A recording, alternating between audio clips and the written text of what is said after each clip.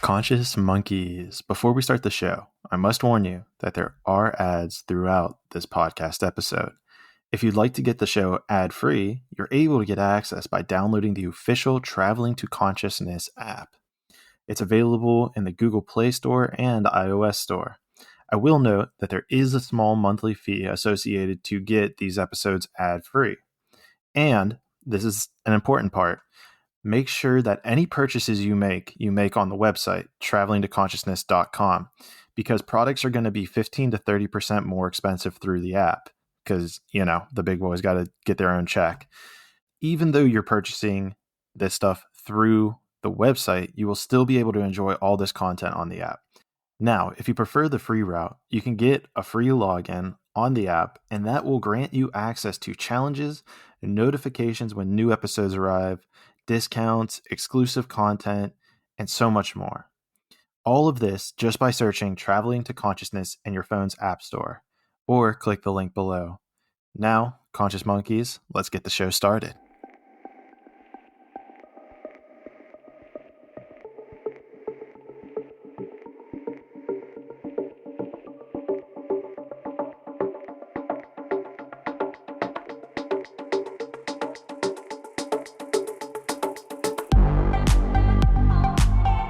Traveling to Consciousness, exploring spiritual journeys to find answers in uncertainty.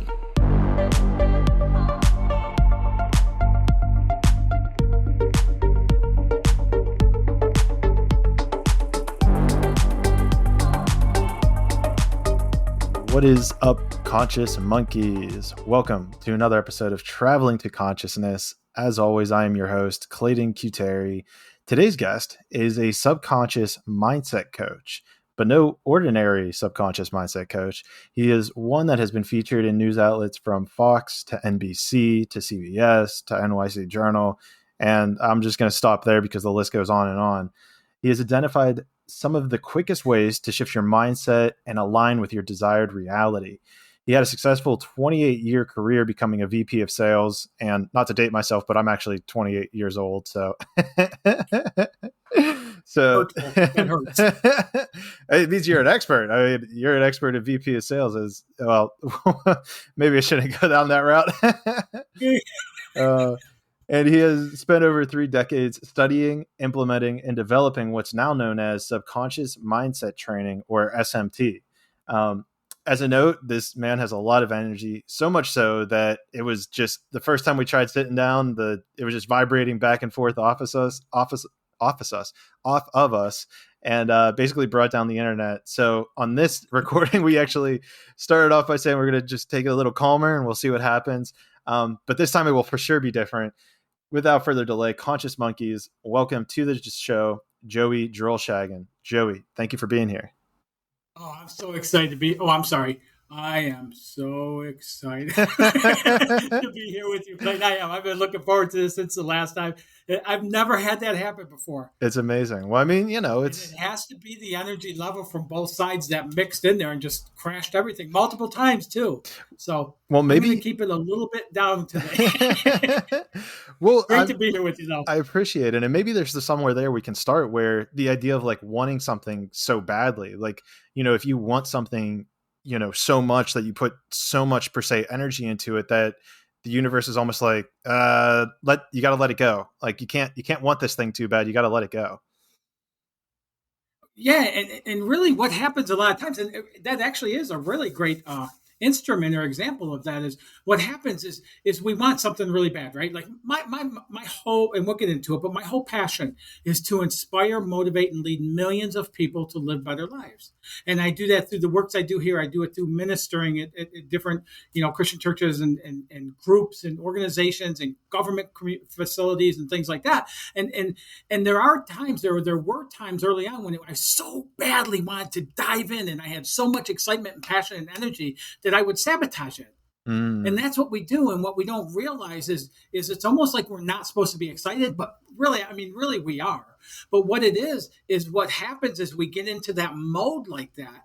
First off, we're coming from our own mind. So it's only our best efforts that we're putting into it. And then we're taking all these massive actions and trying to make it happen that we end up destroying it from unfolding to be what it's intended to be in our life. That's so amazing, because it's almost like we're doing too much. It's almost like we're not allowing space for, let's say, the divine or the unknown or God, whatever word you want to use for it, to come in and kind of allow it to happen in a magical way, as opposed to us like forcing it to occur. Absolutely, Clayton. I'm doing a training right now, monthly 9-month training on leadership tools, and I do weekend conferences and things like that on that as well. And it's through the Chamber of Commerce here in South Carolina. And yesterday we just talked about this. We talked about productivity, right? And this is one of the things is we decide we want something, and because one of the reasons, like living in America, we work harder than any other country. We put in more hours. We put in massive efforts. And we're conditioned like robots to do that. That's how you succeed.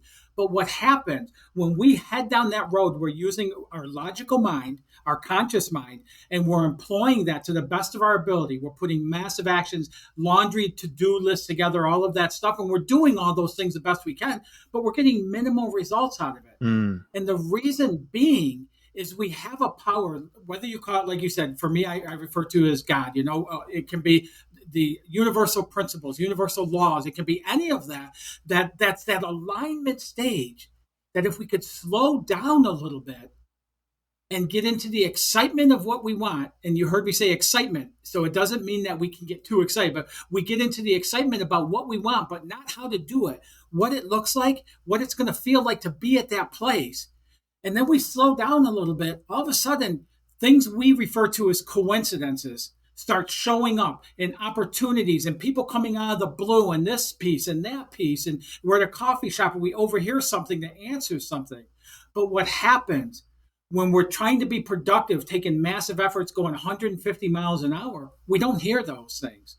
We just blow by them. They're happening, but we don't recognize them. If we could slow down a little bit, all of a sudden it starts opening up the avenue for us to start being aware of and recognizing those opportunities showing up. And I'm telling you, when I first started in sales, I traveled 3,000 miles a week.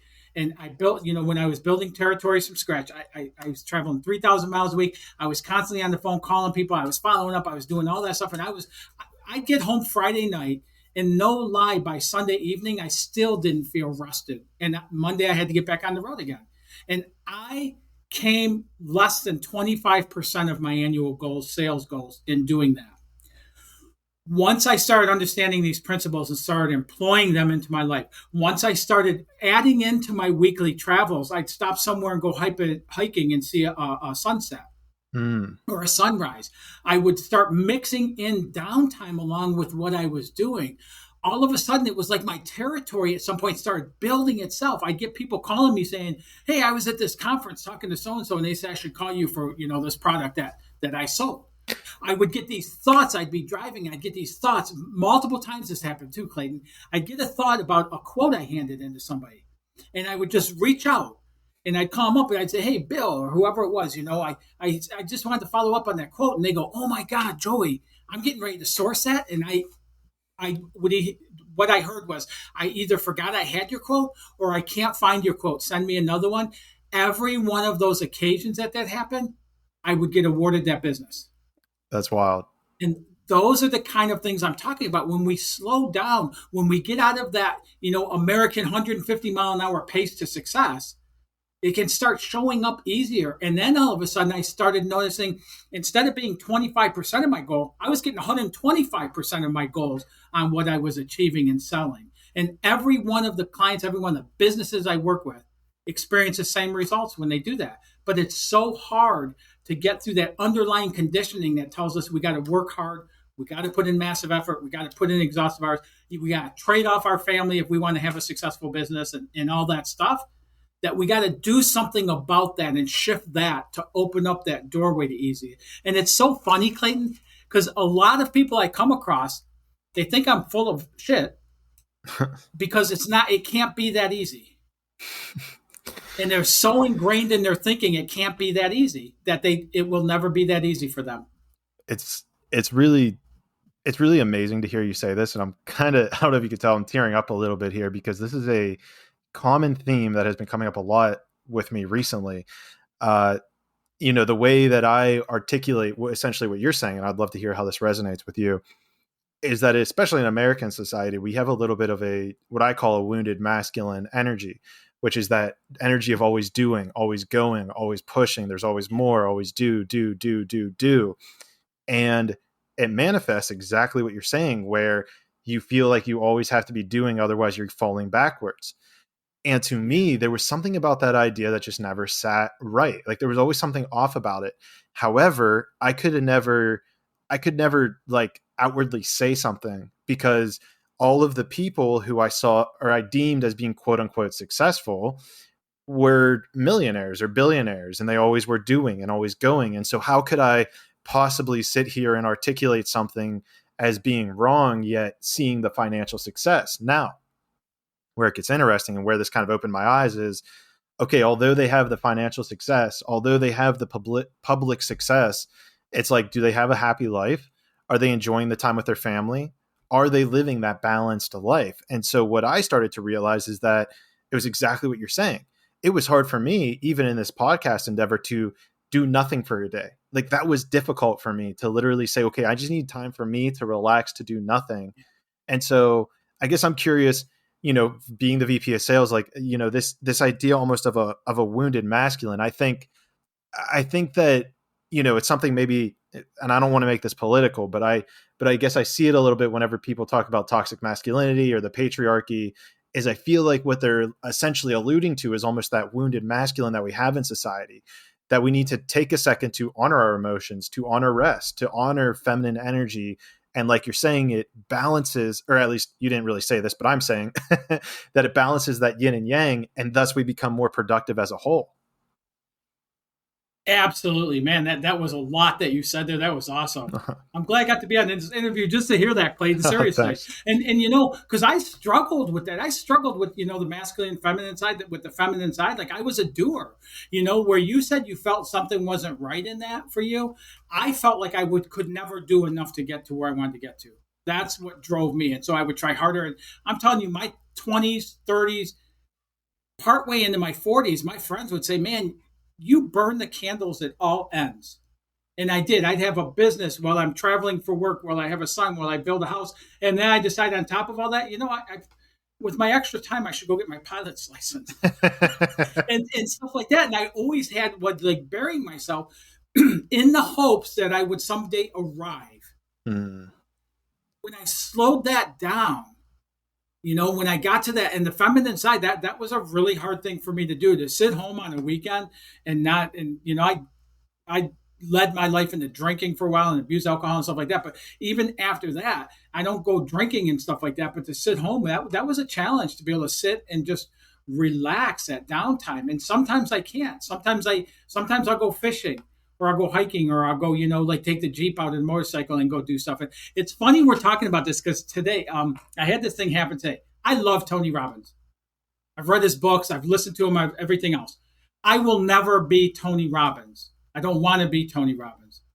His intensity baffles me. I could never get to that level of intensity he has. But I have passion and I have excitement into what I do. And it levels that way. But so the last probably few weeks or something, as I've been getting back into training and stuff like that, and lifting and stuff again. And so after a bout with COVID and stuff. And so I've been taking my dog in the morning. I do a 2-mile walk with my dog, and I live up in the mountains. So we go find a dirt road. We start walking down the dirt road, and then in the afternoon I'll lift. And so I've been doing that 5 days a week, Well, a few days ago we were walking, and I noticed that there's acres of wild blueberry bushes in the area where we walk.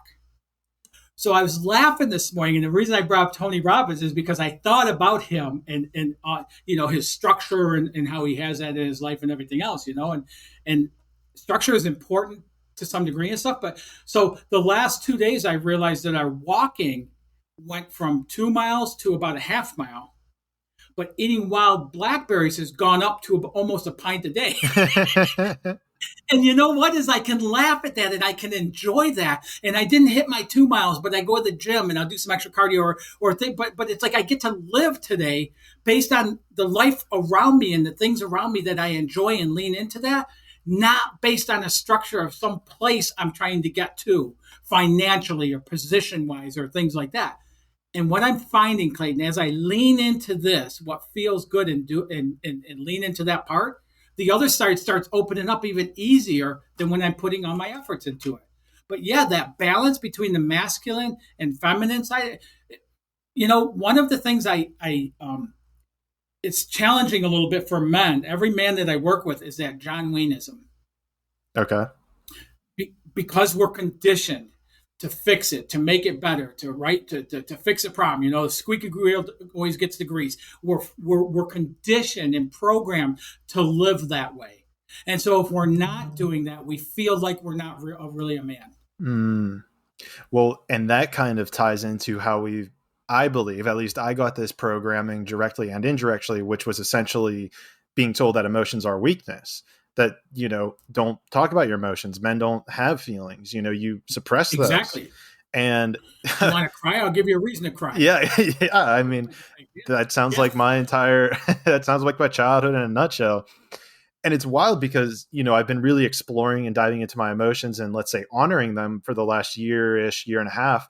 And I can find like the most truthful things in the world inside those emotions. Like I find the deepest truths of my reality in emotions almost. Like it's things I can't explain. And there's, new information that gets presented to me. And it kind of goes back to how we were just talking about with, something didn't feel right about that information that was coming to me. And it's like, if I just honor that emotion that something's wrong there, it's like, I'll figure out why later. Like, I don't need to figure out why now. It's like, just honor that there's something wrong there. And something that I'm interested to get your advice on is, you went this, let's say almost 40 years of your entire life in this, like go, push, move. And so the question that I would like to ask is, why, like what pivoted your mind? Was there an event? Was there a series of events that you kind of had this like pivot of like, I wonder if I do less that I would actually end up getting more? Well, we've all seen people, right? We've all seen those people, like you see them on social media and stuff like that, and we're busting our hump trying to get to what we want to get done. And we see these people sitting on a beach with their bare feet in the sand and the ocean out in front of them and their laptop on their lap. And that's their workplace for the day. You're talking to these people, and I'm talking to people in sales and with all these different shows and everything I was doing at the time and stuff. And like, I'm traveling 3,000 miles a week. And here's a guy that just got back from Mexico and is talking about going to Hawaii in 2 weeks and stuff like that and killing it with what they're selling. And I'm going, why? It all really goes back to 22 years old. I heard a speaker, his name was Jack Boland. And I don't remember what he said, Clayton, but man, it just lit this fire in my gut that I wanted to spend my life inspiring, motivating, and leading people to live better lives. But I had no idea how to do that. And I was struggling then myself after growing up and seeing financial struggle. I was struggling myself regardless of my income. And if something happened too smooth for me back then, I thought there was something wrong or I was cheating or something. So it had to be hard in order for me to really feel like I achieved it, So as I became a student of this and working from 22, even with the career growing, I was a continuous student of this work with coaching and programs and counseling and all this stuff and reading and experimenting and everything. And so I understood the conscious mind side of it, right? When we talk about like The Secret and things like that, law of attraction, like I bought again, it'll come up another age comment in your behalf here is like I bought the VHS because I'm that old. Yes, I'm that old. I remember VHSs. I remember those. Do you remember 8-track tapes? And then I bought and then I even bought a workbook, a study guide to go along with it. And I thought, man, I can think my way into this life. I'll say the right things. I'll think the right things. I'll do it. And I really like bedded down with it and did my absolute best. And after about 8-9 months of it, I threw it all away. I said, it didn't work. Well, that's what started tuning me into, why isn't it working? I'm trying harder than anybody I know, and it's not working. And that started cluing me into things. And at some point, I picked up a book by Joseph Murphy, The Power of the Unconscious Mind. And that started bringing that side of it in for me, that our mind is made up of our conscious mind, which is what we focus on, the thoughts we think, the words we entertain, where we put our attention, all that. But then there's the subconscious mind. And in the subconscious, there's like this motherboard that holds every experience, every failure, everything we've ever been told, conditioned, schooling, all of that's in there. And it just plays them over and over again. So when we try to step outside and allow something to happen easily, our subconscious steps in and says it's supposed to be hard. And that conditioning will cause us to sabotage that. And so I started making that connection. And I'm telling you, a little over a decade ago, I was in corporate America. And when I was in corporate America, I built these massive territories worldwide. But then I also specialized without planning it on helping companies that were either in or going in bankruptcy to come back out that other side back into profitability. And I helped the last organization, found new owners. They dumped $12 million. Within a week period, after we found them, it took 6 months. But within a week period, we went from working 3 days a month to 5 days a week. And so everything started flowing again. I go, okay, this is it. This is my breaking point. I'm walking away now. I did my job. I fulfilled my service. I truly want to step into this other side and help people, inspire people to live better lives. And that was after I found the subconscious side of it and how the total mindset alignment works. Within a month from there, I started IFGT coaching, which the IFGT stands for It's Freaking Go Time. And after almost 3 decades, you can see why from the time I initiated. And then within 6 months of there, I resigned and moved down to South Carolina. And I've been building the business and growing ever since then, impacting people's lives. Hell yeah. So it's really interesting. I kind of just lost my train of thought. You were saying about Well, let's take it to this place. And I think this is what I'm interested about because, it's really interesting to talk about kind of the subconscious mind and these patterns because I know that it's so fascinating because like when you make space for your like thoughts almost like being present, it's really interesting to see the little thoughts that come up like, okay, all of this needs to happen in order for that to happen. Or, this is something that's easy or this is something that's hard.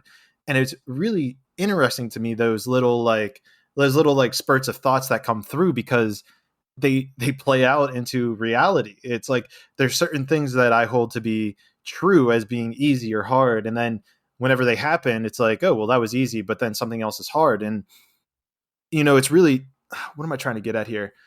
How those thoughts end up like manifesting themselves. And I feel like I'm kind of rambling here, but I want to get back to, where all this subconscious programming starts, which is in childhood, right? Do you remember maybe the first thing that you like either wanted to be like when you grew up and maybe the way that was received by your caretakers, parents at the time? Yeah, I the very first thing I wanted to be was a police officer. And let me just go back and add something to what we talked about earlier, because I talked about the secret and the law of attraction and all of that stuff. Once I understood the subconscious side of it, then I started understanding that the secret, the law of the universe, like all those principles, they work perfectly every time. But what's not taught a lot of times, Clayton, is they're taught as a one size fit all. And it's not. Our subconscious conditioning is unique to us. I have 4 siblings, all raised in the same house by the same 2 parents, and we all have different conditionings. So it's the application of those principles based on the unique conditioning. And that's what I do. I don't tell anybody what to do. I don't have anybody's answers. I just show them a process that they can use to open that up for them, identify the conditioning and shift it and move forward. And from early on, I think the first thing I wanted to do was I wanted to be a police officer. I think that was the first thing I wanted to do. But then as I was growing up and things like that and getting into middle school and stuff like that, I was constantly told by a parent, by teachers that some people are meant to work with their head and some people are meant to work with their hands, and you're going to work with your hands. And I come from a low-income, blue-collar family. And so I always thought my whole life was just mediocre, and it would always be mediocre. I didn't expect anything great to ever come out of this, child of God here. And I just didn't. And so as I went forward, I didn't apply myself at school. I didn't do things like that and everything. And what happened is I got into blue collar right from high school. I didn't go to college. And I met a person who became a friend with me before I heard Jack Boland speak. And he kept leaning into me like, man, you're so much more than you show. There's so much more to you than what you let people see and stuff like that and everything. And then with the Jack Boland thing, that combination of those 2 things is what started that fire to ignite within me. I'm the first child out of 5 in my family to have a college degree. I'm the only one to go as high in corporate, and not that I'm bragging, I'm just saying from where I come from to hit that other side. I have 2 or 3 books published right now. I have the works I do, and our notice and stuff like that. And it's not me. It's following that pathway of that passion that came through my heart. And I believe that's stamped onto our heart from God as our purpose in this life. And as we get on that track, it's when we get into that flow of life where just everything works out. Everything you talked about that with that when you said that about some things are easy, some things are hard, stuff like that. That's good awareness to have, because that awareness is coming from the subconscious. Right. Those thoughts of things like that are saying this one's got to be hard because it was hard back then, and you've been told it's hard, and so it's going to be hard. I've had to go on. Well, yeah. So I was just going to say that, going off that easy and hard concept, right? It's like, someone might think that, here's an interesting idea, is because this is where like it really like punched me in the face of like how true this is recently. And this actually touches on God and Jesus. So I'd love to hear your opinion on this at a certain point. But I recorded a TikTok video that went absolutely viral. I think actually right now it's probably about to hit 1 million views, which is absolutely awesome. Dude, it's so nuts. It's so nuts to think that 1 million people saw a video. But again, that's a different conversation. The reason I bring that up is that's awesome. Thank you. The reason I bring it up, and we'll talk about the content of that because it deals with God and Jesus at a certain point. I'd love to hear your opinion, given that you're a part of like ministry and stuff.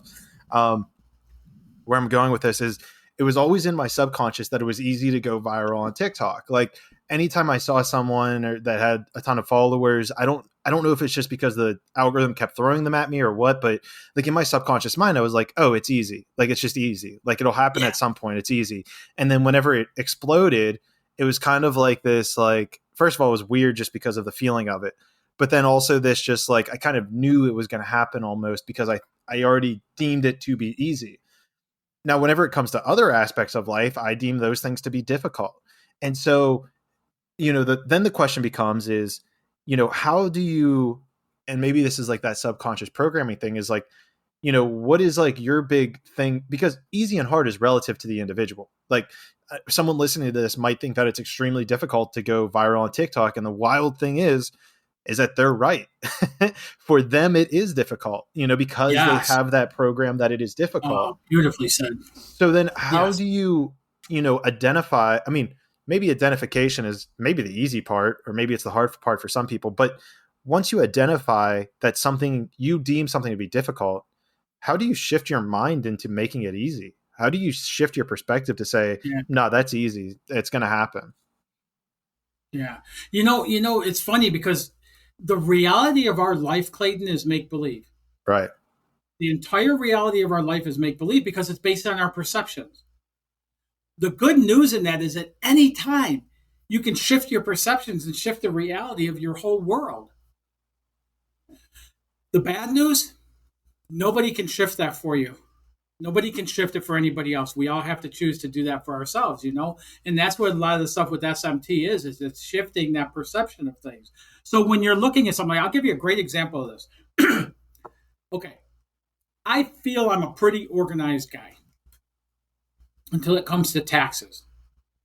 And I have 2 drawers here on my desk that are filled with receipts. I have a console in the truck, and it's a pretty big console that's filled with receipts. I have an office at home with a desk that's filled with receipts. And so every year, come tax time, I gather all these receipts. I have to go through and organize them. I have to figure out what the dates are, what they're for, and everything else. Put them all together, do the whole thing, put it in the spreadsheet, everything, and then send it to the accountant. I cannot stand doing that. I have gone through that whole process, frustrated, upset, angry, ticked off, everything else because I have to do this. 2 years ago, I decided, man, it's probably about 5-6 hours out of a day it takes me to do it. And I'm tired of spending it like that.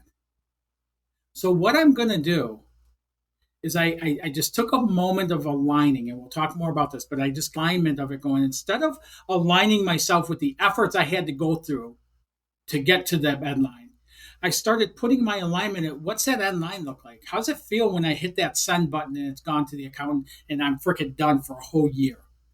And I got excited about that. And once I got excited about that, the next day I grabbed the receipts. I started going through and doing them. I grabbed a cup of coffee, went for a walk, did whatever, came back. Now I took January, February, and went through the whole thing. And within 4 or 5 hours, the whole thing was done, and it was sent off to the accountant. Now, every year it's done and sent off to the accountant. But I didn't have to spend that 4 or 5 hours ticked off about my life and that I did this and beat myself up for not being better organized and blah, blah, blah, and all that stuff. I got to do it excited to hit that send button. And so one of the things I'll do with a lot of the people I work with is I'll help them shift that perception of, okay, you got to go through these tasks to do this. Cold calls is a really big one with salespeople, right? You got to go through the tasks to do that. Let's make it a game. Go for 10 no's every day. Call until you get 10 no's. And when I started doing that, like all of a sudden I talk to somebody and they'd go, yeah, I'll meet with you. And they'd be like, oh, damn, I wanted another no. And you turn it into games, but it's just shifting your perception. And it's hard to say across the board, but there's a couple of examples right there of how to do that. If you don't like the task you got to go through, then look at the end result and put your focus on that. Get your perception on the end result. It'll make the process of going through it a lot easier. Also, when we start going through the process with a different mindset like that, our perception is based on the end result rather than the path we're going through, not only is it more enjoyable, but all of a sudden we start finding these little shortcuts that show up. And it's like, oh, shoot, well, I know this is every month. I'll just put this in every month. And now when I get those, I'll put them. And all of a sudden it starts shortcutting the system and it starts becoming easier. And that's how I've been able to, and almost 1,000 clients now have been able to achieve beyond what they want to achieve or what they were achieving towards their vision, and do it with greater ease, with less effort on their part to achieve that. Does that make sense like that? It makes 100% sense. And the way that I would articulate it is, I believe I first heard Neville Goddard, if you've heard of him, reference this. It's called like living in the end, which is like, you want to live as if your desire, whatever you're trying to manifest, already exists, because that's your ultimate state of awareness. That's your ultimate state of peace. That's the ultimate state of enlightenment.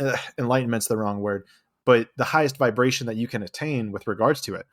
And it's fascinating too, because like in a creative endeavor, like recording a podcast, I'm sure you might see this when writing a book, the mental energy in which you are putting into that book, it gets picked up in every single word that you write. The physical word gets progressed or produced from that state of being. And so if you're writing a book and you just are writing it because you have to write it and get it done with, and you don't want to do it, you're going to feel that in the words of the book. It's not going to be a masterpiece. But if you're writing it, and as you're writing it, thinking about the millions of the people who praise you for it and who are like, yes, this is it. This is amazing. This is fulfilling. I am, your words are inspiring me. Like it makes that, not only does it make that process easier, but it makes it more enjoyable.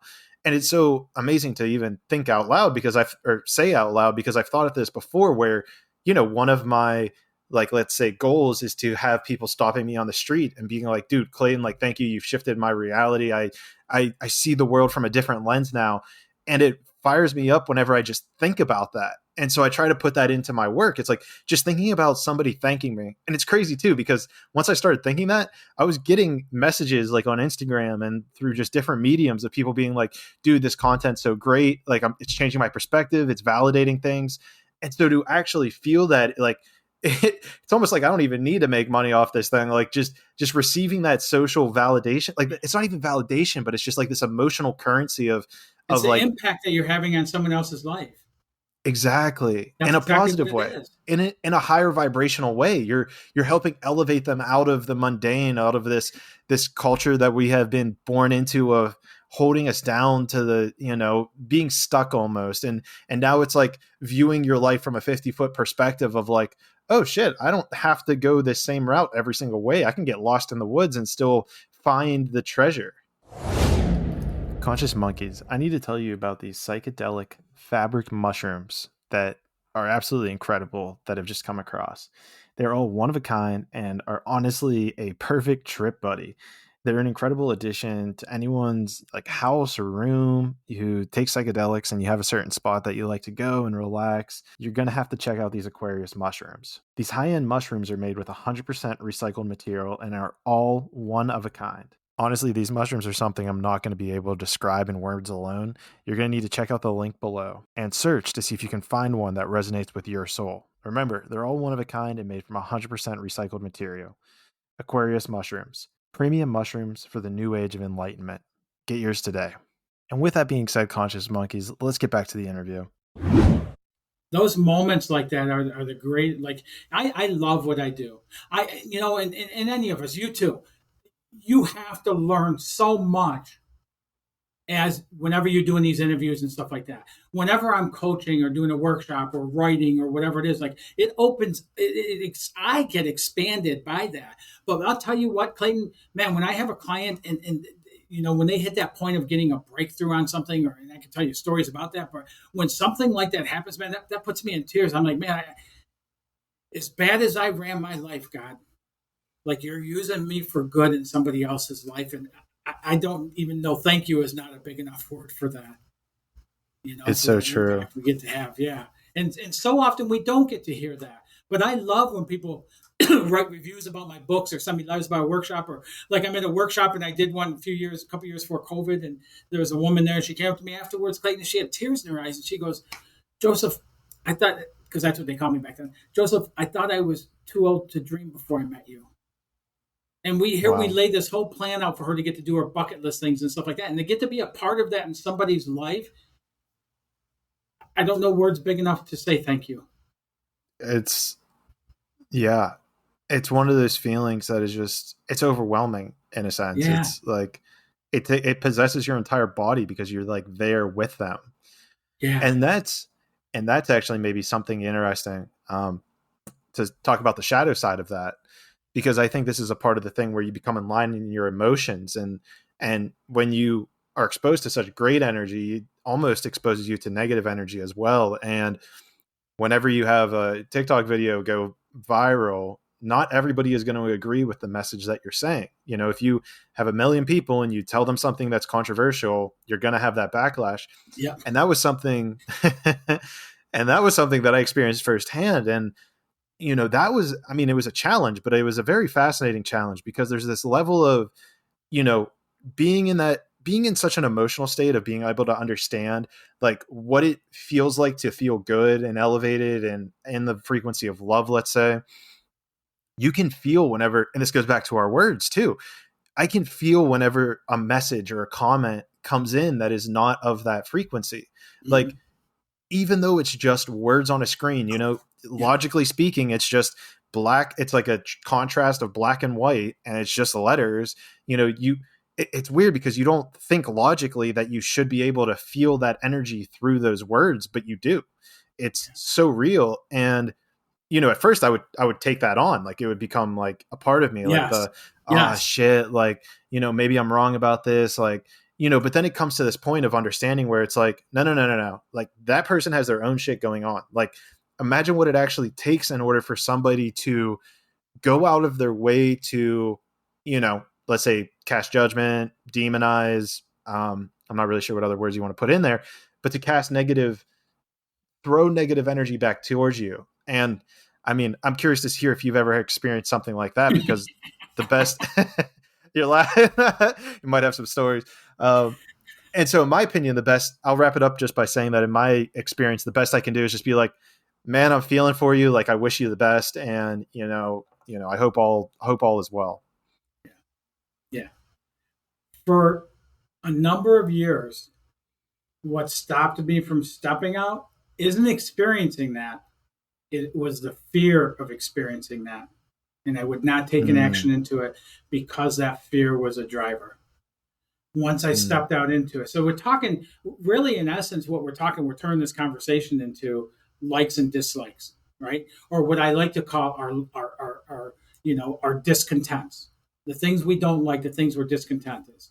So I'll go into that in a second, but I want to finish answering you. So as I stepped out and started seeing that stuff and started looking at the way we're about to talk about it, is I started looking at it as an opportunity for me to add even more clarity. Because when somebody says, man, I love that you said this and this and this and this, that's great and it feels good and everything, but you can't really add more value to that. When somebody comes on and says, this didn't even make sense, you're full of shit or whatever it is and stuff like that, I can go in there and then clarify that. So it's almost like the scenario I like to use, which probably bigger than this, but it's like even Jesus needed Judas in his life for him to fulfill his role. We need Right. those things. We need those counterchecks, those people that come in and do those things because they help strengthen us. And we may know how, we may not know how, but we need that in order to be full. Without that, it wouldn't really be full. And if we didn't know dark, we don't know light. That whole philosophy and theory, not philosophy, but that whole theory and stuff. But what I started doing is looking at our discontents, our struggles, our upsets, whatever it is, we take those on as controlling our life, right? And so let's talk financially. Somebody struggling financially will be put emotional energy into that struggle. They'll get upset. They'll talk to people about it. They'll put emotion into it. They'll start talking 150 mile an hour. They're, and going on and on and on. They're building it emotionally. And then what do they experience is more struggle. And it's because they're feeding that side. If we understand the only purpose, we would not have a balanced life without discontents. Without the things we don't like, we wouldn't. What the whole purpose of them is to help us say, thank you. Thank you for showing me that's not what I want. Now, what do I want? And help guide us down that avenue of what we want. Because without knowing what we don't want, just like the dark and light, we wouldn't be able to fully identify what it is we want. So if we understand that there's a gift in that discontent, but we don't allow it to rule our life, we look at it and go, thank you. And then we take all attention away from it and we pull our full attention into what we want. Man, our lives, so many people's lives, Clayton, would just blow up. I'll take people that are struggling to pay their bills every month and within months have them to where they have a savings and they're building a 401k and they put some money under the mattress and they're building things only by taking the energy from that upset and converting it to fuel to launch them in the direction they do want to go and using that to identify it. So even with people like that, one of the things I don't like is when people put those things on there and they're putting an ad for something on tagging it on all this. Those people piss me off. But when somebody puts a negative thing on there, I know it no longer upsets me. It no longer scares me. Sometimes it's like what you said. It'll be so obscure. It's like you're just trying to spew something. It's something good right now. And I may comment on that too, Sure, one good thing you got going on. And I never hear back from the person doing it, and I'll do things like that. But looking at it as a whole, the things that happen that are what we don't want are only there to help us identify clearer what it is we want. And the whole universe, God, the laws of the universe, all that are in works to do that, but we have to do that shift. We have to take the energy off of what we don't want and put it into what we do want. Conscious Monkeys, I need to bring your attention to this company that I've been using over the past few months, and probably longer now if you're hearing this, that has absolutely changed the way that I'm actually interfacing with the world. It's a company by the name of Conscious Technologies, and what they do is actually create these harmonizing units. And what it does is it actually takes the rotation of EMF frequencies that are in your area and harmonizes them. They make them in line with the true natural frequency of the universe around you. And they're incredible products. I actually went and I've tested out their quantum flow unit. I've tested out their meditation bed, their core harmonizer. And quite frankly, they were so incredible that I actually bought the cell phone EMF harmonizer for my cell phone. I was also lucky enough that Ross threw in a necklace as well. So I've been wearing that thing. And quite frankly, I'm even wearing it to bed. And my dreams have become so vivid and just intense that it's pretty insane. I honestly feel so grateful to have it. Their mission is to bring forth technologies that support the harmony of mankind and the world at large. Go check out their stuff. I mean, looking's for free. And if I'm being honest, if you click the link below and make a purchase, I do get some kickback. But quite frankly, I wouldn't be promoting it if it didn't work. So with that being said, go check them out. Conscious Technologies LLC, link below. Now let's get back to the interview. Yeah, and it's really fascinating too because of like what you're saying there, where it's like where your attention goes, your energy flows. Whatever you're focusing on is what occurs because you're literally paying attention to the one thing that you want. It really doesn't even matter if you want it to occur or not occur. It's like if you're focusing on that, that's what's going to happen. And it comes back to what you're saying with these negative comments where I would feel that build up inside of me, that anxiety, that maybe stress a little bit, but kind of discontent. And it's really fascinating to kind of take a step back from it, because this goes back to our beginning part where we were talking about emotions. It's like, why am I feeling that emotion? Right. It's like, okay, if I am operating from a place of love, and that's my Yeah. greatest intent, to raise the collective frequency, then why is it that I'm holding on to this emotion? And the beautiful thing about emotions is that it's energy in motion, and it's bringing you a message. Like, there's a message here for you to learn from and to grow from, and you can expand on it and understand why you're holding on to this. And you can look at, maybe there was an error in your way, or maybe this is just a catalyst for getting to a broader stage. Because quite frankly, and this is the irony about it all, is that video would not have blown up had everybody who was being negative not commented.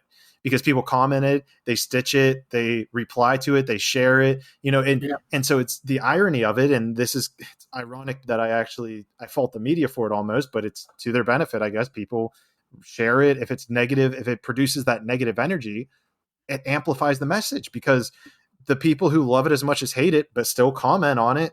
And it wouldn't keep blowing up if the people who, it wouldn't be as big as it was, is if everyone who it Of those negatively people. impacted, didn't say anything. Yes. So I Yeah. find it so ironic whenever I see these messages. And you brought that's a really good point I didn't add in there, is sometimes I'm finding now the negative comments will bring 8 or 10 positive comments underneath it to kind of correct them where it bothered people, and hit them in the wrong place. And it's like, I don't even have to do anything now. I can sit back more and allow things like that to grow based on, people stepping in for that and stuff. And those are the things. But you're right, without that negative comment is your Judas in getting to 1 million views. Right. Without those negative comments, you wouldn't fulfill that million views. It's an interesting point, because it's one of those questions. Had the Romans never, basically killed Jesus, would it have had the same impact would he have had the same impact that he did to this day? So it kind of goes back to your point almost. Yeah, and when we look at that, I talk to a lot of people. Like I do programs for men, a 16-week program and stuff. It's called Struggle to Soar, and it's all for men that have gone through divorce or been let go late in their career, and released from employment, or major things like that, major hurdles like that happen. And then I've opened it up to be men or women, because men have the John Wayneism and stuff like that, more than women do. But even with that, it's taken, when we have those major things happen in life, it's taken that all that emotional energy and converting it to fuel to launch your life beyond what you could have done without that situation happening. So without that, that's what brought the ignition point to allow for that. And once people can understand that, and once they start using it to do that, all of a sudden, I went through a terrible, terrible divorce, two divorces from the same woman over a 3-year period, 3.5-year period. And it was devastating. But with what I learned from that led to my first book, Life's Lessons. But it was also turned it around to where through that process, I got to see what I truly wanted in my life. But I also got to see what a people pleaser I had become in my life, and how I had lived that way from my teen years forward. And I had no idea who I was. And it wasn't until later on that I realized people pleasing. I used to think it was great when people say, "Man, Joe will give you the shirt off his back."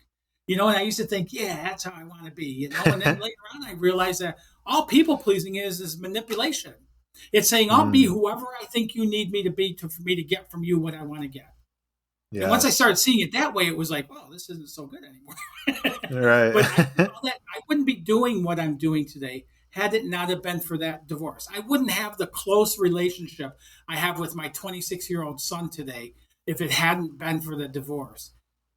And those areas like that, and seeing other people who have gone from just devastating divorce and things like that and stuff, and just kind of just launched their life in areas they would have never even considered doing so. It's amazing how those things we don't like can be our greatest weapon in achieving beyond what we think we can in our lifetime. And what's coming to mind is that there's I haven't seen the movie. I just saw a clip from it, but there's a movie where George Clooney, I think, flies from town to town and lays people off. And he essentially, there's a scene I saw a clip of it, is where, he's sitting there talking to some guy, and he's like, you're working as an accountant, and he's basically there to lay him off. But in looking at his resume, he sees that he was a chef whenever he was younger and went to school for being a chef. And he's basically sitting there like, I see here that you wanted to be a chef. Like, what happened to that dream? And he's like, he kind of goes through this whole monologue about, I'm sure this company said they're going to give you, X $1,000. And he's like, where are you at now? And the guy tells him, and he's like, so like, was that price worth giving up on your dream? And he goes to this point where he's like, look, a lot of people view being fired as a bad thing, but I think you need to view this as a rebirth, like a phoenix almost, of going back. Now you can do what you love. He's like, now you have no excuse to go back and actually do what you love with the rest of your life, of becoming a great chef, becoming a cook, or whatever it is that you want. And this kind of even ties into how we were talking about earlier about how perception of easy or hard. It goes the same thing with good or bad. If you view a situation as bad, then you're never going to find that diamond in the bottom of the coal mine. You won't. It's not going to exist. If you think you can, you can. And if you think you can't, you can't, And when you were talking about that, everything. So I don't want to sound like I'm ignorant with this. There's pain, right? There was a lot of pain in that divorce. That was part of that emotional energy. There's pain and loss. There's pain and things like that. But when those things happen, it can define us, or we can define it. We have a choice. We have the power within us to do that, whether we choose to recognize that or not. One of my favorite quotes by Wallace Wattles is, he says, if you are not consciously choosing to be rich, excellent, and healthy, then you are unconsciously choosing to be poor, mediocre, and unhealthy. And I had it so ingrained in my conditioning that I was going to be mediocre and struggle in my life, that I just figured that was my lot in life, and I lived it. And it's funny because so many people I work with, and I thank God I get the potential to work with people in their 20s and 30s and stuff like that, but I love that. But then I get to work with people in their 60s, 70s, and 80s as well, and everywhere in between, and it's so awesome. But one of the things I hear a lot is, well, I'm going to do what I'm doing for a couple of years. I'm young, and then I'll do it. Mm-hmm. And then I talk to people in their 50s who go, why? My time's passed. This is what the lot is until now, to ride it out to the end. And that just breaks my heart when I hear that stuff, because it's like, man, we have sayings like your best years are ahead of you. But if we don't believe in those, and by believing in them means we lean into them with some action, we never get to experience that. Yeah. And what I'm thinking of is whenever people, like, the good old days, that phrase is when people said, oh, it was the good old days, like back then. And it does exactly what you're saying. And I kind of cringe at it now whenever I hear people say it, because it's like, it almost points to how we're not present. It points to, well, there was a time when I was 15 years old and I did what 15-year-olds did. And so just, you should be present in that moment and enjoy it for what it was. I mean, granted, 15 years old, I was never taught this type of shit, but that's a whole other conversation. And so now it's like, being present as a 28-year-old, it's not, like I have all these goals of, monetary investments, raising a family, having houses, being the, biggest podcast in the planet, all these different things. And, it's like, I need to enjoy the process of where I'm at and own it. That's a big thing too, where, I am living with my parents currently. I'm investing everything in this podcast and traveling.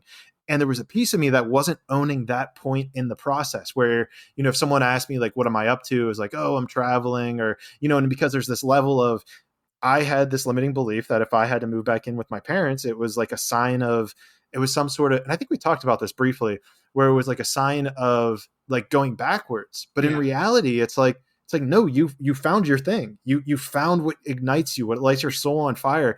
If you're willing to give up everything you have, which was a beach house in San Diego, California, with 2 beaches, a 30-second walk from me. That had to be tough to get that up. Oh, it was, but that's even more energy into what you're doing now that you were able to do that. Because a lot of people couldn't. Go ahead. I'm sorry. Yeah, no. And to add to that, I mean, I remember thinking in that moment, like, it was a limiting belief I had that I'll never live at this spot again. If I give it up now, I'll never have it. But then as quickly I was thinking that, it was like, wait a second. It's like, trust the process. It's like, it's almost, I had to do what I feared most, like release my control to want to what release my control of my reality into this greater divine knowing that it's like, okay, well, you're still like, my biggest thing was to be able to travel and be wherever I wanted to be, whenever I wanted to be there. Like that was my motto, that I was like, I want this to be my reality. Yes. And with my job, that wasn't the case, because with the job that I had, it was like, okay, I get 2 weeks out of the year. It's like, that's not freedom. To me, that was not freedom. Yeah. And so it's like, well, here's the sacrifice you have to make if you want that bigger dream to occur.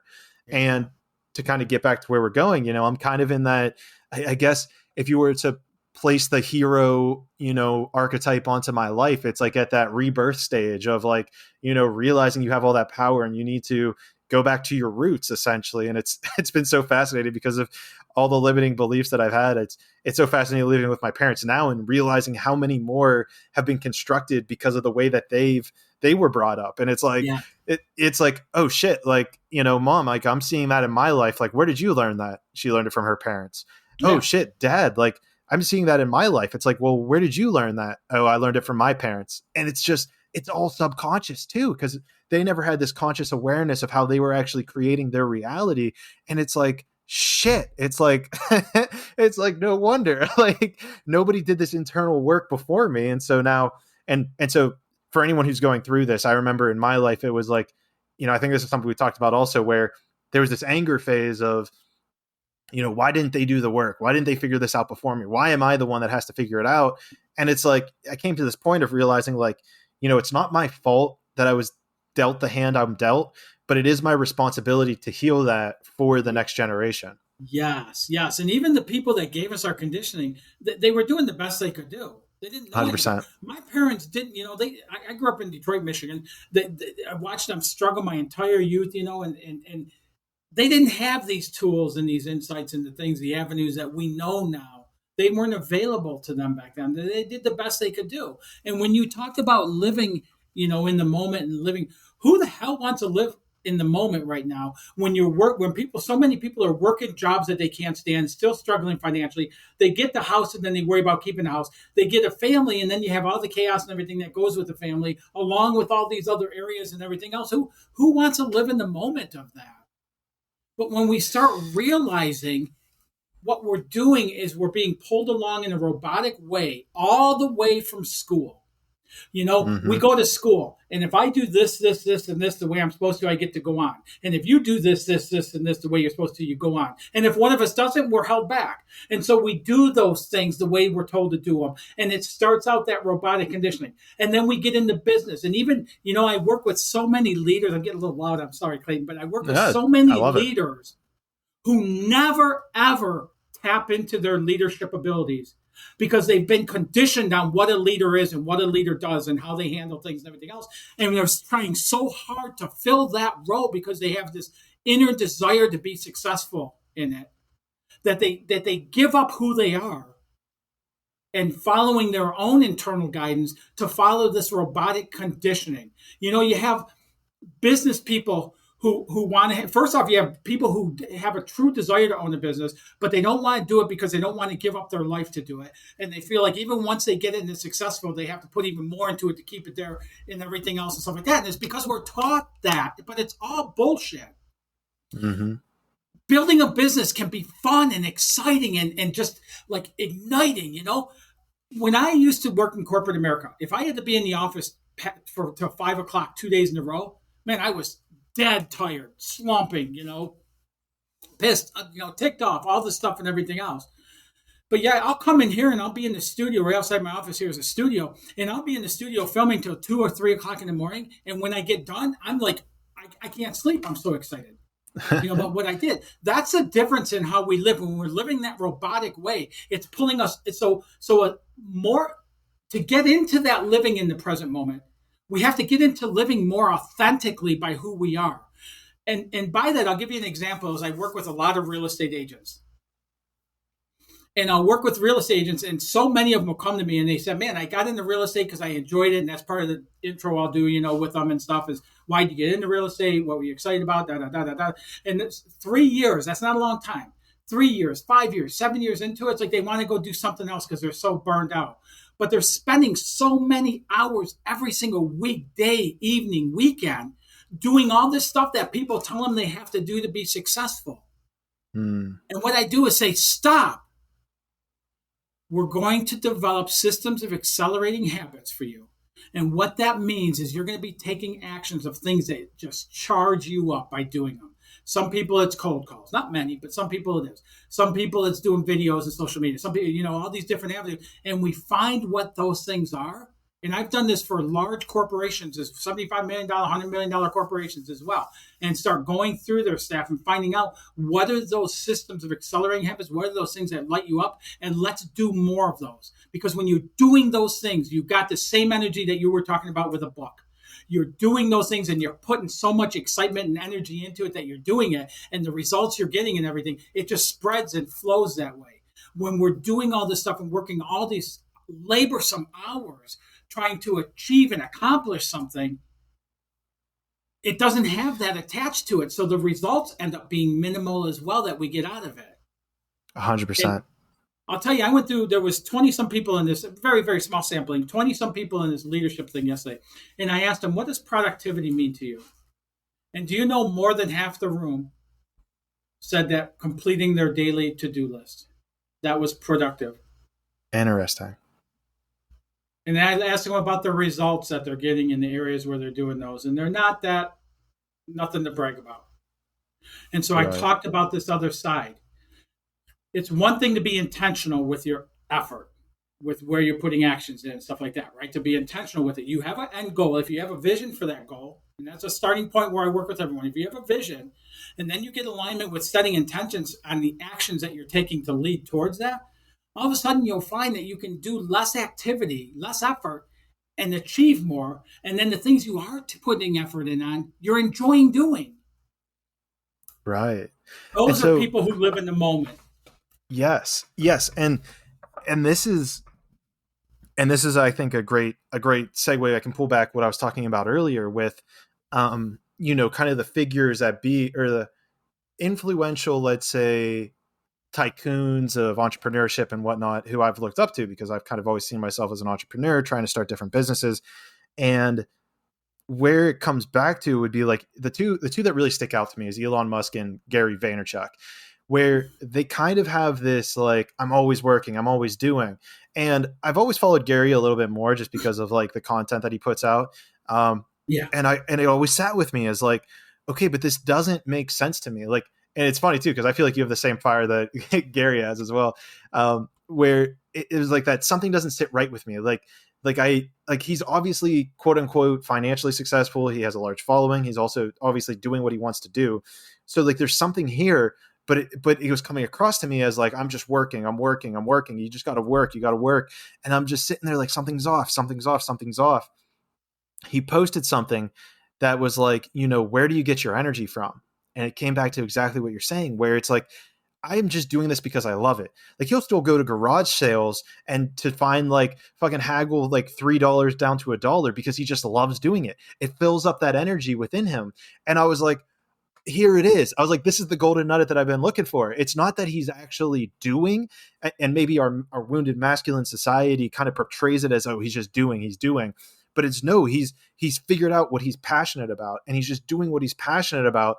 And though it comes across as work and you see it as work, when in reality, he's just doing what's in alignment with his soul, with that frequency, that divine spark that he just keeps feeding it. And like you were saying with what you're saying, where it's you go and you do something, you record a podcast and it comes out to be 4 hours long and you're like, that felt like 4 minutes. Like what the hell happened? Yeah. And it's because you're in that flow state. It's not exactly that you're doing something that's like out of congruency with your soul. Yeah, and once we do that, so like I said about 5 o'clock at the corporate job for 2 days in a row, I'd be beat to hell. But then I can go out here and record till 2-3 o'clock in the morning and just have a blast. And because what it is it's energizing. So people will go, where do you get the energy to do all that stuff? The things I do add energy for me. They increase the energy level. They get me more excited. And that old book or whatever it was, do what you love and money will follow and stuff like that. You know what? You find out what it is you love to do and you really get past the fears and clear the pathway to step into that and everything, which is what SMT does and stuff. But you clear that pathway and you step into it. Man, you've never lived more alive than when you're doing that. Oh, I can attest to that. I'll be the first one to raise my hand and tell Yeah. you that the last 11 months of my life, I wouldn't trade it for anything. It's been full of mystery, full of synchronicities, full of just, mesmerizing things. It's challenged me in so many ways, emotionally and physically and mentally. And it's so crazy too that we're now having this because, I've put 11 months into it and I really haven't done a lot of marketing from like a monetary perspective. But I'm now at a point where people are like reaching out to me like, dude, I've been listening to your podcast now for several months. Like, how do I give you money? Like, let me give you money. Like people are like saying like, look, I know you're Yeah. doing this for free, but like, give me a way to give you money. And it's so wild to me because it comes back to exactly what you're saying. Don't worry about the money. I know Alan Watts always said that. It's just don't worry about the money. What sets But your it's soul not on just fire? the money. I'm sorry, it's not just the money, Clayton. It's the whole thing. We talked about like Mm. why would anybody want to live in the present moment when we're living by that conditioning and that robotic way of thinking and everything else? You tap into this, and man, you're gonna want to absorb every fucking minute that goes by in your life. You're gonna want to be present in it. You're gonna want to be home with the family in that chaos because you're gonna absolutely love it. You're gonna want to have that house, and you're gonna pull up to it, and every time get to tears. You're so grateful that you're as blessed as you are, and you'll get to live on that side of things. You get to share what you have with other people, and build more just so you have more to share. And it's like a whole different way of living. So different. It's night and day. It It's is. more than night and day. It's like more than black and white. It's almost like, it's like almost from nothingness to everything in a sense. It's like it, it's so wild. It's almost like living in the dark and then going to Disneyland or something. I don't even know the words that would articulate it. And to kind of transition this, and this is something I've had a conversation with my brother who's very logically minded, very right, like, which is of course where I was my entire life. I get it, very, I've struggled you with know, that too. Yeah. much in his masculine. And, I've had this thought where like at a grand scale, if everybody was doing what set their soul on fire, we might not need, and this is going to get political a little bit, but we wouldn't need like a government structure. Like we might not, and where it goes is we might not even need money, for instance. And I kind of truly believe this, where if I am like truly, and maybe we will, I don't know. This is a Yeah. theoretical, but if everybody is literally doing what they full and their whole heart desire to do, there would be no need for money. And so the common argument that kind of gets brought up is, well, nobody would be collecting trash or cleaning restrooms. And my argument is like, how do we know? Like, what if there is someone's sole passion that is making a bathroom spotless? Like, I have no idea. This comes back to down to our perception of what we believe to be good or bad. Maybe there is this perception in society that it's dirty to want to be a janitor, or it's dirty to want to clean up things. But maybe that person who's actually doing it isn't living their full desire. And maybe there's someone who absolutely would set their soul on fire to clean up, staircases or clean up bathrooms, or we wouldn't be in this unhealthy, I call it wounded masculine state where we're doing so much destruction in the pursuit of consumption. And instead we would be actually living a more synchronistic life within tuned with the environment, within nature. And we wouldn't be creating the amount of trash or waste. Like maybe bathrooms wouldn't even need to be cleaned because we're all living in that flow state of like, well, obviously I'm just going to throw this in the trash can. You know what I mean? That's where I was going with it. Maybe we'd all start picking up after ourselves because we're so fucking blessed that we get to live the way we get to live and we get to experience the life we get to experience. That all of a sudden there isn't a janitorial service that's required for that because we're picking up after ourselves and things like that and stuff, and maybe the brains of the world that can take and figure out how to use rubbish and things like that in other ways, as resources and stuff like that can feed back into our economy and everything else and stuff. So, I mean, it's so vast, but what you're saying is absolutely true. But just with that twist on it is and the bad thing about the good thing about it is it's available to if you're breathing, it's available to you. The bad thing about it is nobody can make you do it. Like it has to be a decision for self to lean into yourself to if you don't have the confidence to build the confidence to be worthy of that life like that. And the more you do that, the more it opens up more and more and more of it. And here's something that actually been on a kick on. I actually haven't done this recently, so this is great that this is coming up. But it's living in the energy of, I guess you could see it as randomness, but I also call it newness, like as in the energy of being new. So Mm-hmm. what this entails is like, if you're waking up every morning and doing the same exact thing, you get your honey bunches of oats, you drink a glass of, milk, you get your orange, you kiss your wife on the cheek, you go to work, you come back from work, you deal with the kids, you go to bed, you do the same thing over and over, right? It's basically the same exact thing. Yeah. What's the definition of insanity? Is doing the same thing over and over again without expecting a different outcome. So where I take this to the next level is like, quit the most extreme level of doing something new is quitting your job, leaving your house that's on the beach in order to travel the world and pursue a different goal, completely different niche in order to like reignite yourself. Right now, where this gets interesting is that's scary as shit. Like, don't get me wrong. Like, I was scared shitless doing something like that, but I fed into that energy of new. And where you can actually break this down to a microscopic level is pay attention to how you do certain acts throughout the day. So if someone's afraid to quit their job, I completely get it, but break this down at a smaller level. Like, are you like, what about brushing your teeth? Are you always using your right hand? Well, try using your left hand. Do you always pick up water with your right hand? Well, try your left hand. Yeah, try just little micro things. Do you always walk up the stairs one stair at a time? Well, try walking up two at a time. Try walking up two, walking down one, up two, down one. Have a different way to work. Yeah, exactly. Try working in a different area of your house. Try it in a different office. And so, you do these micro things of doing something new, and it invites into the universe like, hey, like it like communicates with it like, hey, I'm ready to experience something new. I want to see something new in my reality. So like, what do I need to do? Like I'm trying, like maybe your bare minimum is brushing your teeth, but then after a year, you're ready to quit your job without a plan. I have no idea, but it comes back to that individual. Yeah, and it may not even cross that way, but you're absolutely right with what you're saying. Is we, so many of us want to live and take common actions. We want to live in our patterns, our paradigms, which are systems of habits, really, and we want to just keep repeating those, but we want a different outcome. And the only way to get uncommon results is to take uncommon actions, which means we have to get outside of our comfort zone. And our comfort zone is where we have the most control, but we live in this cocoon of limitation in doing that. To get outside that, you have to step outside your comfort zone. And every client I work with, we go through and the program is geared so that you bump up against those patterns and those paradigms, but not to rule your life anymore, so you can be aware of them so we can shift them.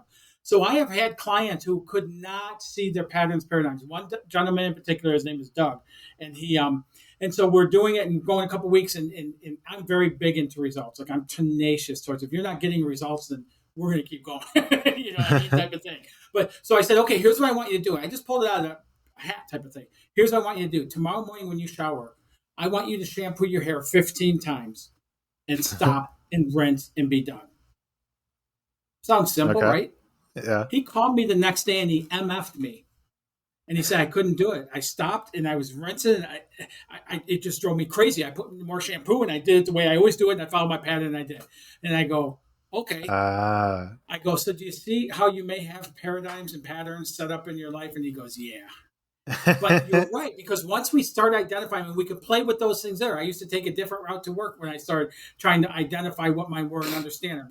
The brushing your teeth with eating with your left hand, driving different ways, things like that and stuff. And doing that, all it does is helps us start stepping outside of our comfort zone. One of the things I work with on my clients is every day, take an uncomfortable action. One uncomfortable. If you're not the kind of person to go up and start chatting with people, go to the coffee shop, get a coffee, ask somebody how their day is. Something like that, because it starts opening up that doorway. When you mentioned about the beach house and quitting your job and everything, I left, just boom, cut the line, said 2 weeks, I'm gone from a vice president position with a six-figure, a really big income and all the perks and benefits and everything else, to walk away, move down to the mountains of South Carolina to where I knew nobody, and start building this business. And I came down here and there was a lot of fears. There was a lot of upsets. There were a lot of those discontents of things I didn't like the way they were going, that had I not had this toolbox, there's a good chance I would have went back into corporate America by now, For sure. 10 years later, and go through COVID and everything that brought up, and seeing the whole business dropped way down and stuff like that, and all the live events I did, because I was not big in social media. So I did a lot of live stuff and traveled around the U.S. 50 weeks out of the year, going different places and speaking and stuff. And when COVID hit, they all dropped out. And it was like, man, now what? But knowing these tools helped me to kind of rebuild the way it looks now, which is different than what it looked like then. But it's more productive now than it was back then too. And I can impact more people's lives than I could have done at the live events I was doing, because now I have the Zoom and the things like this and these opportunities and stuff to do so. Conscious monkeys, are you looking for a CBD cream that actually works? I've tried many different CBD products and I've really never truly felt like any of them have worked for me. Like maybe there'd be like a little bit of tingling and then it would fade pretty quickly. Then came along Revive CBD. From the first time I tried it on, I could tell that there was something different about this product. I noticed that any joint pain I had was gone within minutes of applying it, and it lasted for significant duration. I don't have an exact time for you guys, but do your own test.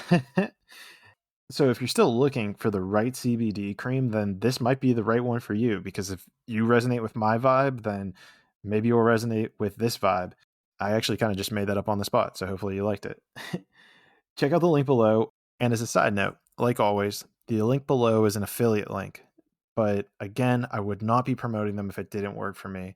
So hopefully it'll work for you. Again, check it out below, myrevive.com. Get yours today. And with that being said, Conscious Monkeys, let's get back to the interview. An interesting, I think you said control in that answer somewhere. If not, that's what I heard. We have the most control. The control, exactly. Okay, so this comes back to our talk about giving room for God, for the divine, for sacred energy, whatever you want to call it, the universe, to step in. Is like, if you want to hold all this control and know what's going to happen, you're leaving no room for miracles. And this is what I tell, and kind of whenever I talk about this newness, I always bring it up, is like, we have access to miracles every single day. The problem is you're doing the same thing every single day. So you're not leaving any room for those miracles to come into your life. You're not allowing room for God to do what he does best, which is give you miracles to take you to that next step. And it's so interesting because I view it in this lens of control, because again, that's something in the wounded masculine where we want to hold on and control things. And by letting go of that, by falling more into our feminine energy, it allows that creative force to come in and have all these mystical experiences and these unknown things, these unknown feelings, these unknown emotions come into our life, and to be like, all right, what's the message here? What do I need to learn?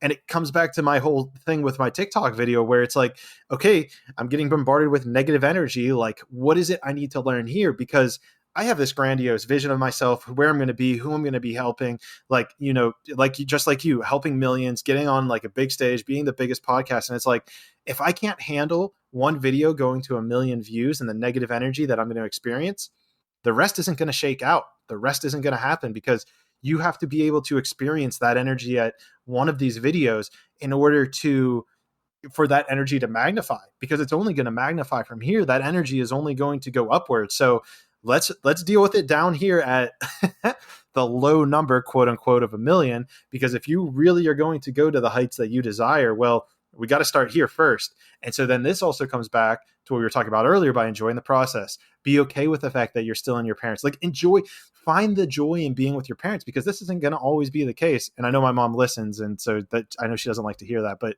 Mom, you know, we've had our own conversations about it. But the point is that we need to Let's bring your mom on here, Clayton. I'd like to ask her. She's on episode 4 if you're interested. But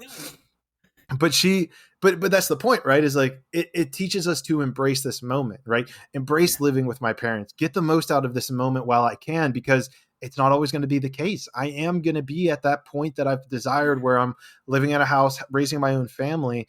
So I need to just enjoy this moment, this stepping stone in that journey to the top of that staircase. Yeah.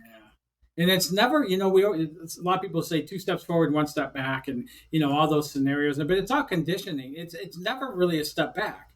Right. 100%. What it is, 100%. is we're taught and conditioned. I keep coming back to this. We're conditioned to judge what we're doing. So when I went for my first, I have multiple coaching certifications. When I went for the first one, I went to it, had to go out to LA for 5 days, like from 8 a.m. till 9 p.m. and stuff like that, and then tests and all that stuff and everything. And so I went through the first half of it. And then I went out and we had to do a bunch of studies over a 6-month period. And then you go back for another 5-day thing and you get, you go through final testing and get certification. So one of the things they asked us in the second session is they said to us, how would you rate where you're at in these areas? And they asked us different areas to rate in them. Now, before I went there, if you'd have asked me, man, I was just on fire. I was ignited, excited, everything else and stuff, And so, but when they asked us that, I rated myself really low on them. And right after that, we broke and we went to lunch. And I sat with somebody and I go, what do you think of those questions? She goes, I loved them. And I go, really? And she goes, oh, yeah, I really got to kind of it really, juiced me up type of thing and stuff like that. And she goes, why? And I go, I had the opposite effect. She goes, I know why. Because you're focused on where you are and where you want to be.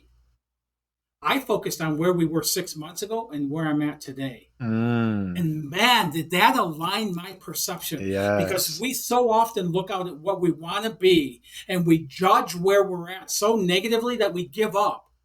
Yes. Versus, where was I a year ago? I talked about COVID, my whole business. I mean, it was the kind of hit I saw companies that went bankrupt take it, but when I looked at that and I can look at where I was a year from then, where I am now from then, oh my God, there's a lot of ground, a lot of road ahead of me, but where I'm at right now is freaking incredible. And those miracles you talked about are around us all the time, but we have free will. Whether you're religious, non-religious, whatever, we have free will. We can do whatever the hell we want to do, how we want to, where we want to, and everything else. But there can only be one level of not responsibility, but one level of control.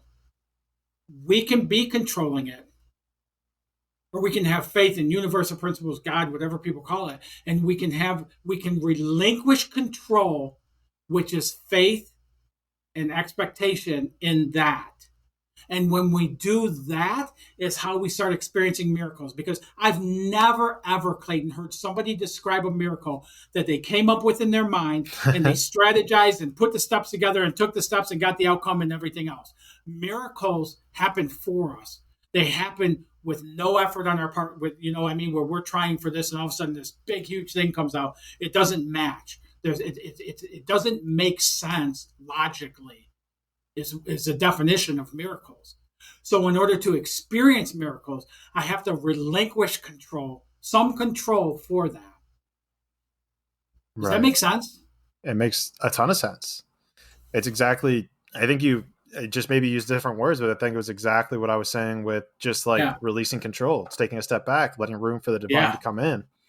I'd love to touch on the, where you're talking about comparing where you've been, which is something that has absolutely shifted my, anytime I'm feeling down, because remember, and I I embody kind of that same feeling that you're talking about, where you're looking, 10, 20, 30 years in the future of where you want to go. And it's you feel like you're not even close, but to empower yourself. And I challenge anyone to do this who feels the same way, who I bet it's majority of people, because we live in a wounded masculine, is to look at the last 5 or 10 years of your life. What's crazy, Joey, is that 10 years ago, I was graduating high school. That blows my mind. And the things that I've experienced in the last 10 years have, and first of all, I would say that 7 of those last 10 had been completely unconscious, completely unconscious. I had some awareness of why does that happen? Why does that happen? But no freaking idea. Yeah. The first 7 or 8 years of that have been completely unconscious. And only the last full year of it would I say that it has been truly embedded in consciousness and in the elevated emotion of learning and pursuing truth to help others that I have been so deeply trying to embody my entire life.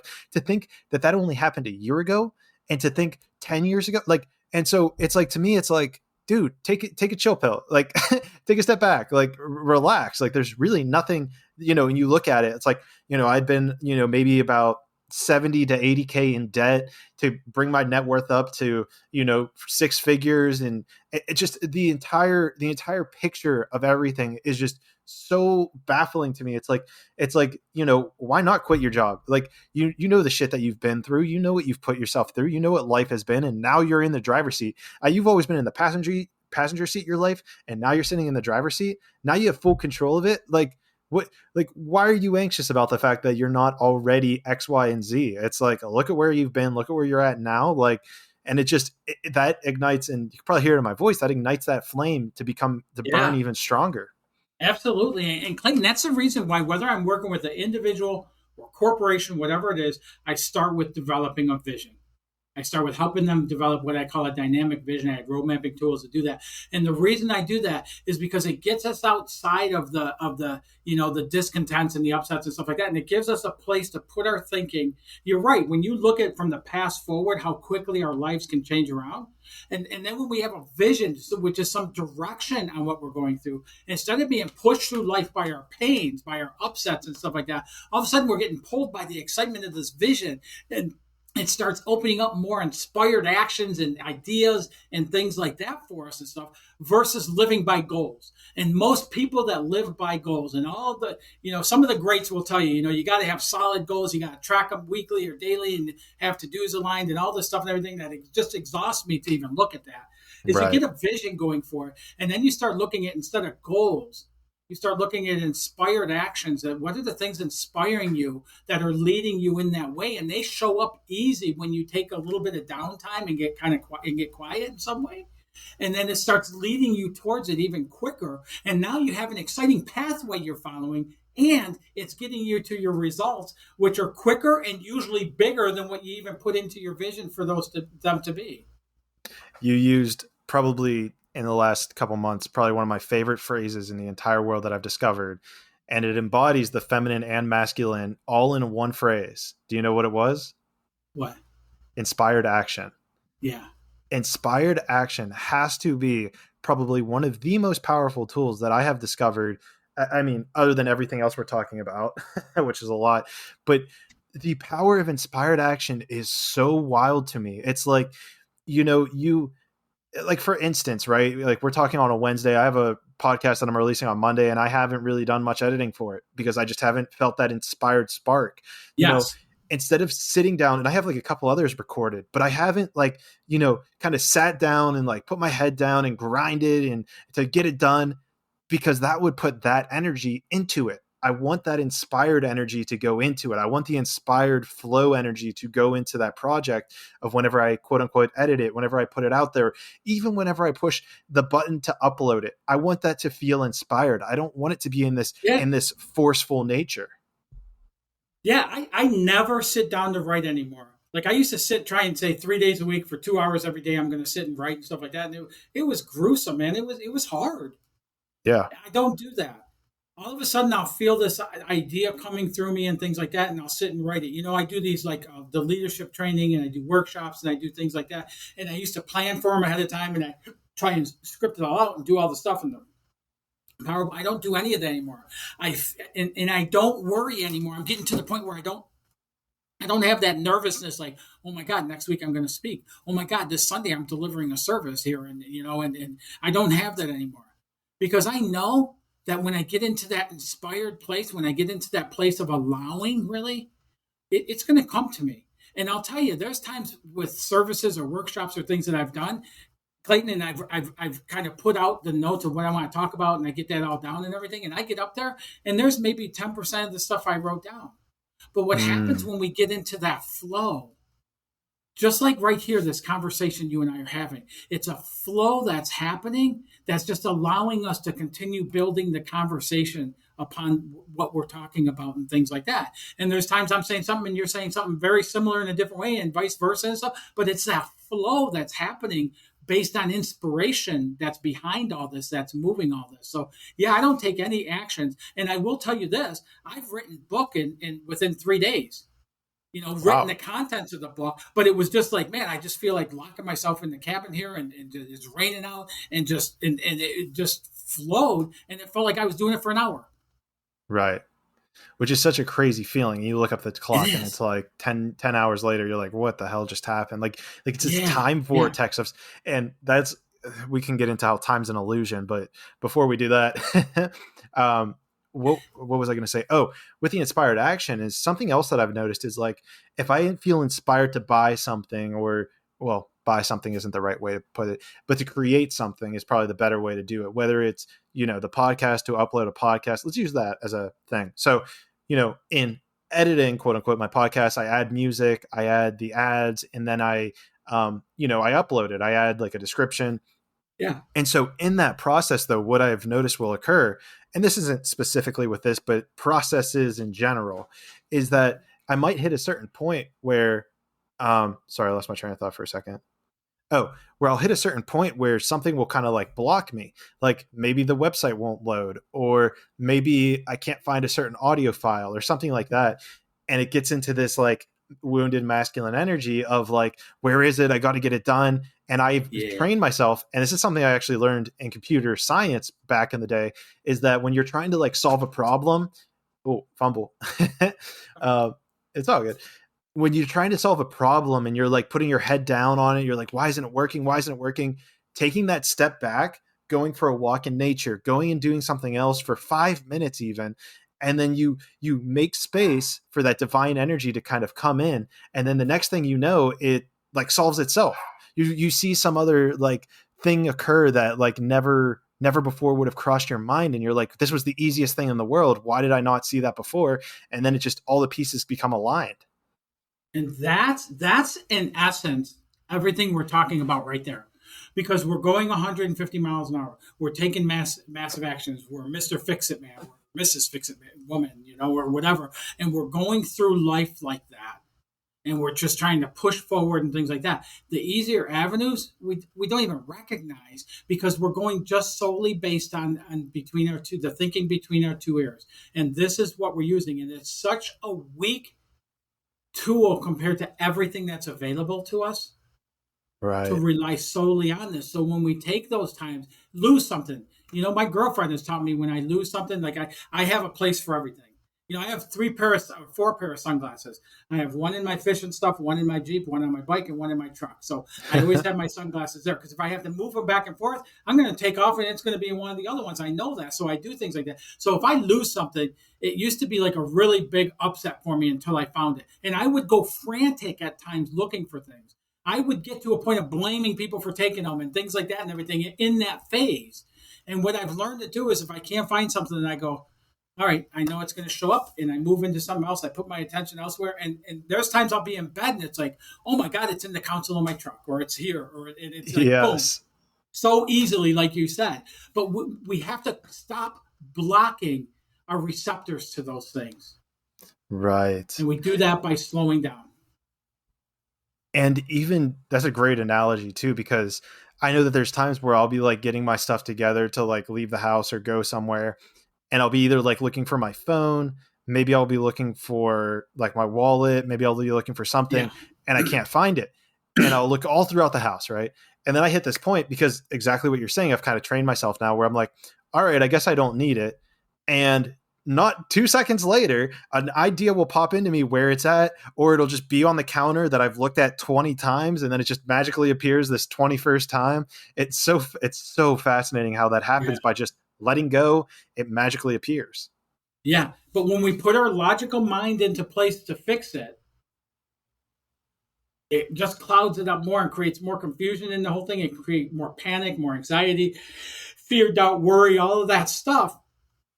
And a lot of that stuff comes from that underlying conditioning. Right. For me, it was, if I lose something, that means I don't take care of myself. It means I'm not grateful for what I have. Oh. And that, without even recognizing it, that's the thought pattern that kicks in when I can't find something. So when I can stop for a moment and slow down, it just allows all that stuff just to pass. I don't even have to do anything with it. Just allow it to pass. And then it clears that pathway to be like, okay, oh yeah, there it is. I remember where it is now. I put it in the console of the truck, or I did this, or I put it in the bag of the bike, or, It's so wild how that happens. Yeah. And that's so what I mean when I say that. Like, my whole mission of my life is to help people achieve more, but live easier lives in doing so with more passion. And it's ironic too, because like one supplements the other. But it seems like it would be opposite though, doesn't it? Oh yeah. It seems like one would keep you further away from the other one. Well, and You so know, this is, yeah, and this is something that I always find so crazy, right? Because it's like that's the logical mind where it's like, okay, you would think that you have to be doubling down your efforts in order to double down your rewards. And then when in reality, it's like, no, just do half the work and you'll actually double your profits. It's like, what? Like that doesn't make sense logically. However, where this gets wild, and it's actually taken because I try to focus around like spirituality, consciousness, and mindset and all that on this channel. And there's so many people I've talked to who kind of, it's usually females. They usually kind of get this stuff a little quicker. I think there's something with their closeness to, I don't know if it's like creative energy or feminine energy that they're closer to, which enables them to see it maybe. And obviously this is very broad. I'm not trying to say that it's this way for sure with everybody, but it's almost like, to them, this stuff, well, I want to say spiritual. I don't want to say women. I just want to say people who come into contact with a spiritual nature, because this is me for sure now. Like it makes so much more sense logically to me that if you do less, you actually get more reward. It makes so much more sense to me now that this idea of like energy and the message that emotions bring you, like it now makes logical sense to me. Whereas some people are like, that doesn't make any sense logically at all. And it's like, no, you're looking at the world from a physical structure. You're looking at it just physically speaking. And that's why it doesn't make sense to you logically. But if you look at the world from energy and the way that energy works, it makes so much logical sense. Like so many things, and maybe this is where we get into the TikTok video, because it revolves around Jesus and the Bible. But I guess we'll transition to that because I want to hear your piece of this. But just the idea of like these things in this mystical fashion actually make more sense logically once you allow space for them to come into your life. it's really, I mean, it's physics at work. Sure. When you take time to align with a vision of what you want, and you get some alignment in that, when, and then you clear the pathway of that subconscious conditioning and things like that. And so you're clearing the pathway, but you're getting alignment in where you place your, uh, attention is where you're placing your intention. So if you're putting your attention on your struggles, your fears, doubt, worries, all that side of things, then you're putting your intention there. If you turn it and focus it on a vision, you're focusing on life being easier. You're focusing on a flow, like an enjoyment, kind of like being in a kayak going down the river. And you're going with the stream. The other way, if you look at it even logically, like you said, I agree with you, even logically, if you look at it the other way, is you're paddling upstream. It's going to be harder. You're going to gain less ground. You're going to notice less of the things, the beauty around you and everything else, than if you just go with the flow of it. And that's what we're talking about. You get into that flow and things. That's a perfect analogy for it, is that kayak on a river. And going with the flow, you notice more of the beauty. You feel more of the wind. You get more enjoyment. You can paddle a little heavy at times, but you're still in that flow. And I love this analogy too, because I think it was a girl by the name of Christina who was on episode 35 or 36. She brought up this analogy as well with like the flow.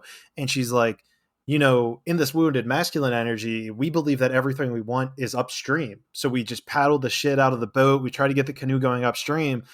But the truth of the matter is it's also downstream.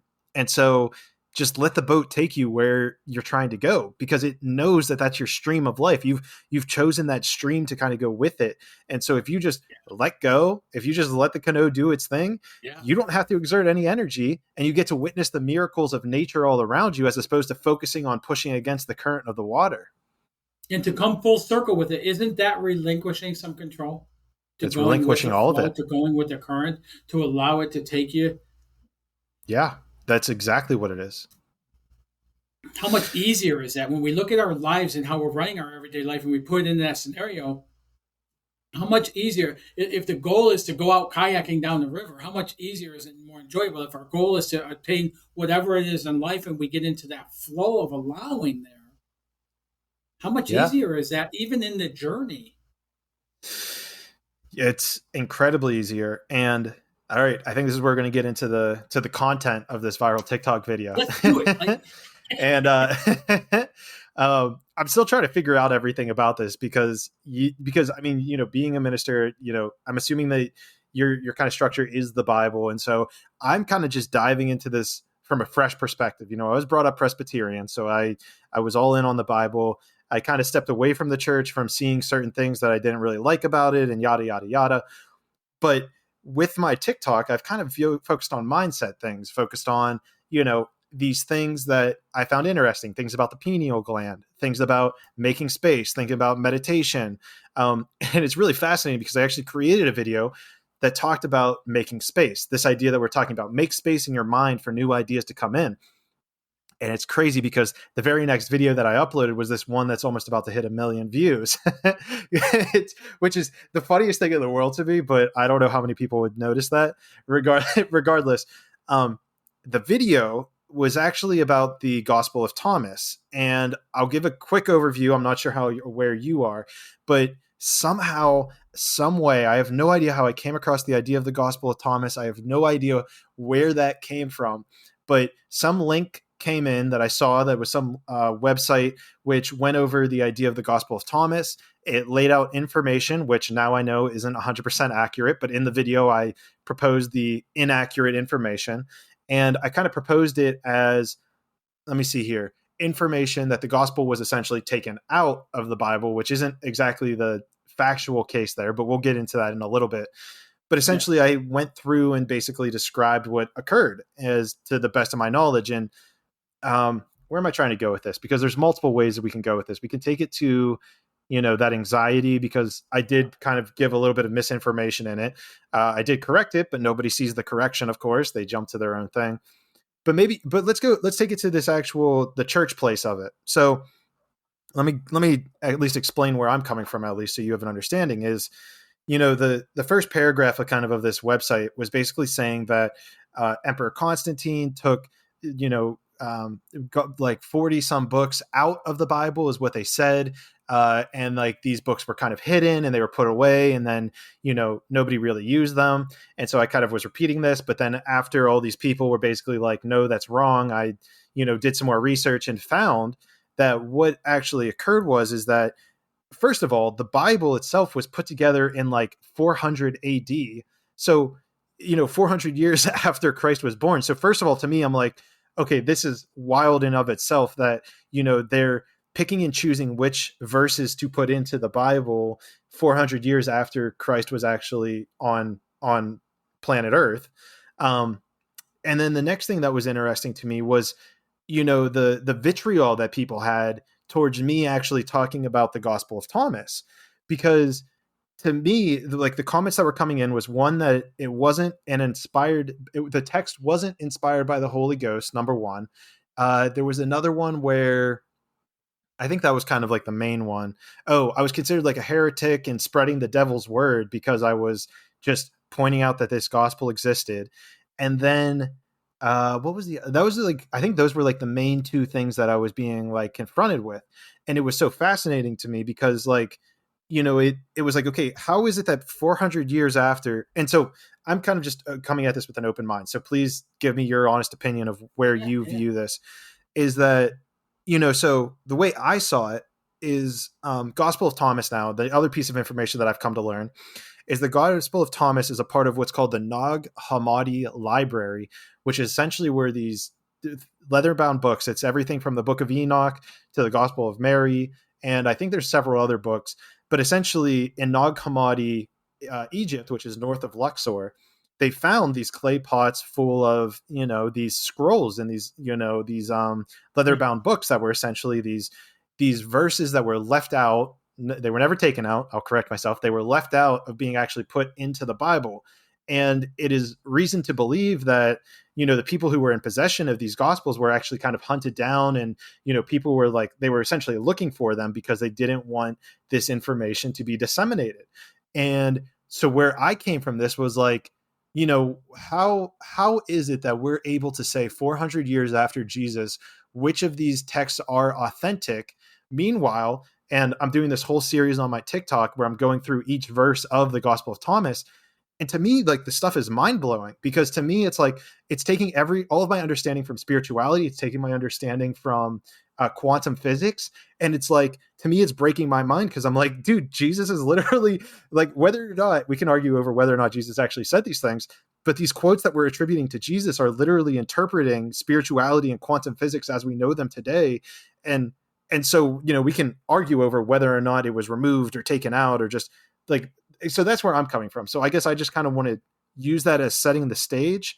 And I would love to know like your experience with this or how you perceive this information, or, I'll give you the floor Yeah, for, yeah. Understanding similar to what you're talking about as far as how they went about and things like that, that they were never put into the Bible to be taken out and all that and everything else. But here's a really key difference. And I am an ordained minister. I'm a Christian. But I study Buddhism.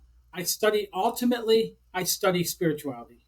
Love that. And it comes in so many different forms that I don't shut out the avenue for it. I let my internals decide, is this something that's honorable to what I believe God and all of that, universal laws, everything else and stuff, or is it not? And if it's not, then I discard it. And if it is, there's a lot of verses in Thomas that are very useful. There's a lot of verses throughout the entire Bible, and one of the things and I've gotten some people pushing up against this sometimes, as I say, I don't think that the whole Bible happened word for word as it's written, that each one of those experiences, I think it was used as tales to tell a story, to help us to understand how to live, to help us to understand ultimately, and this is where it goes against when you look at who ruled nations back then. It wasn't presidents, it was higher priests. It was religion. It was Right. those things that ruled and stuff like that. So, but with that, then they want to protect that. Bunches Monkeys. If you're looking to start your own podcast, I have the 2 tools that you need to use to get that show on the road. And the names are Buzzsprout and Riverside. I'm combining these into one ad because, I've honestly had nothing but the best for them. But if you're going to be using one of them, you might be using the other one. So what Buzzsprout is essentially the platform that I use to put my podcast out there. It's the reason you can hear this. It's the reason that I appear on all these different directories. The thing you might also need is that if you're interviewing people, you're going to need Riverside as well. And quite frankly, I'm using it right now to even just record these podcasts because they will even dilate in. I don't think that's the right phrase for it.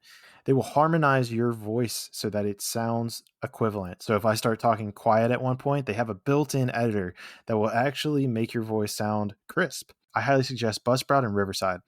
Go check out the links below in the description. And like always, these are affiliate links, so I do get a minor kickback if you do sign up with them. However, like always, they are incredible. The support has been on point and they always get back to me, so I highly recommend them. If you have any questions, they're there to help. So with that being said, go check it out in the link below, and let's get back to the interview. Sure. When you look at the Bible and you look at the stories in the Bible, ultimately, what it's telling us is we are God. Yes. God, Jesus says that multiple times about, go within. It's within. It's a God within. We have the Holy Spirit. We have God. We have whatever you want to call it. We have in our being of our soul that we carry around. So often when people are praying and they pray out there, they pray up there, they pray someplace like that, it's right here for all of us. And what happens is we've been taught to be afraid to believe that. We've been taught that God is someplace out there. And it used to be that we were taught, I grew up Catholic. I went to Catholic school. I was an altar boy. It was, and we were taught to be afraid of God. Yes. To be afraid to sin because it's going to anger God and he's going to punish us and this and that and everything else. We were taught that. Now it's, the Catholic Church, when they came around and they used to say what hell was and everything else, and we're going to go to hell and we're going to this and we're going to that. And then when they came out and said that hell is any place that God isn't, that was a complete change for me in what I was taught God, hell is. Wait, hell is anywhere that God isn't? Hell is any place. That's a Catholic Church teaches. But isn't God everywhere? Isn't God everywhere and everything? Well, so how would?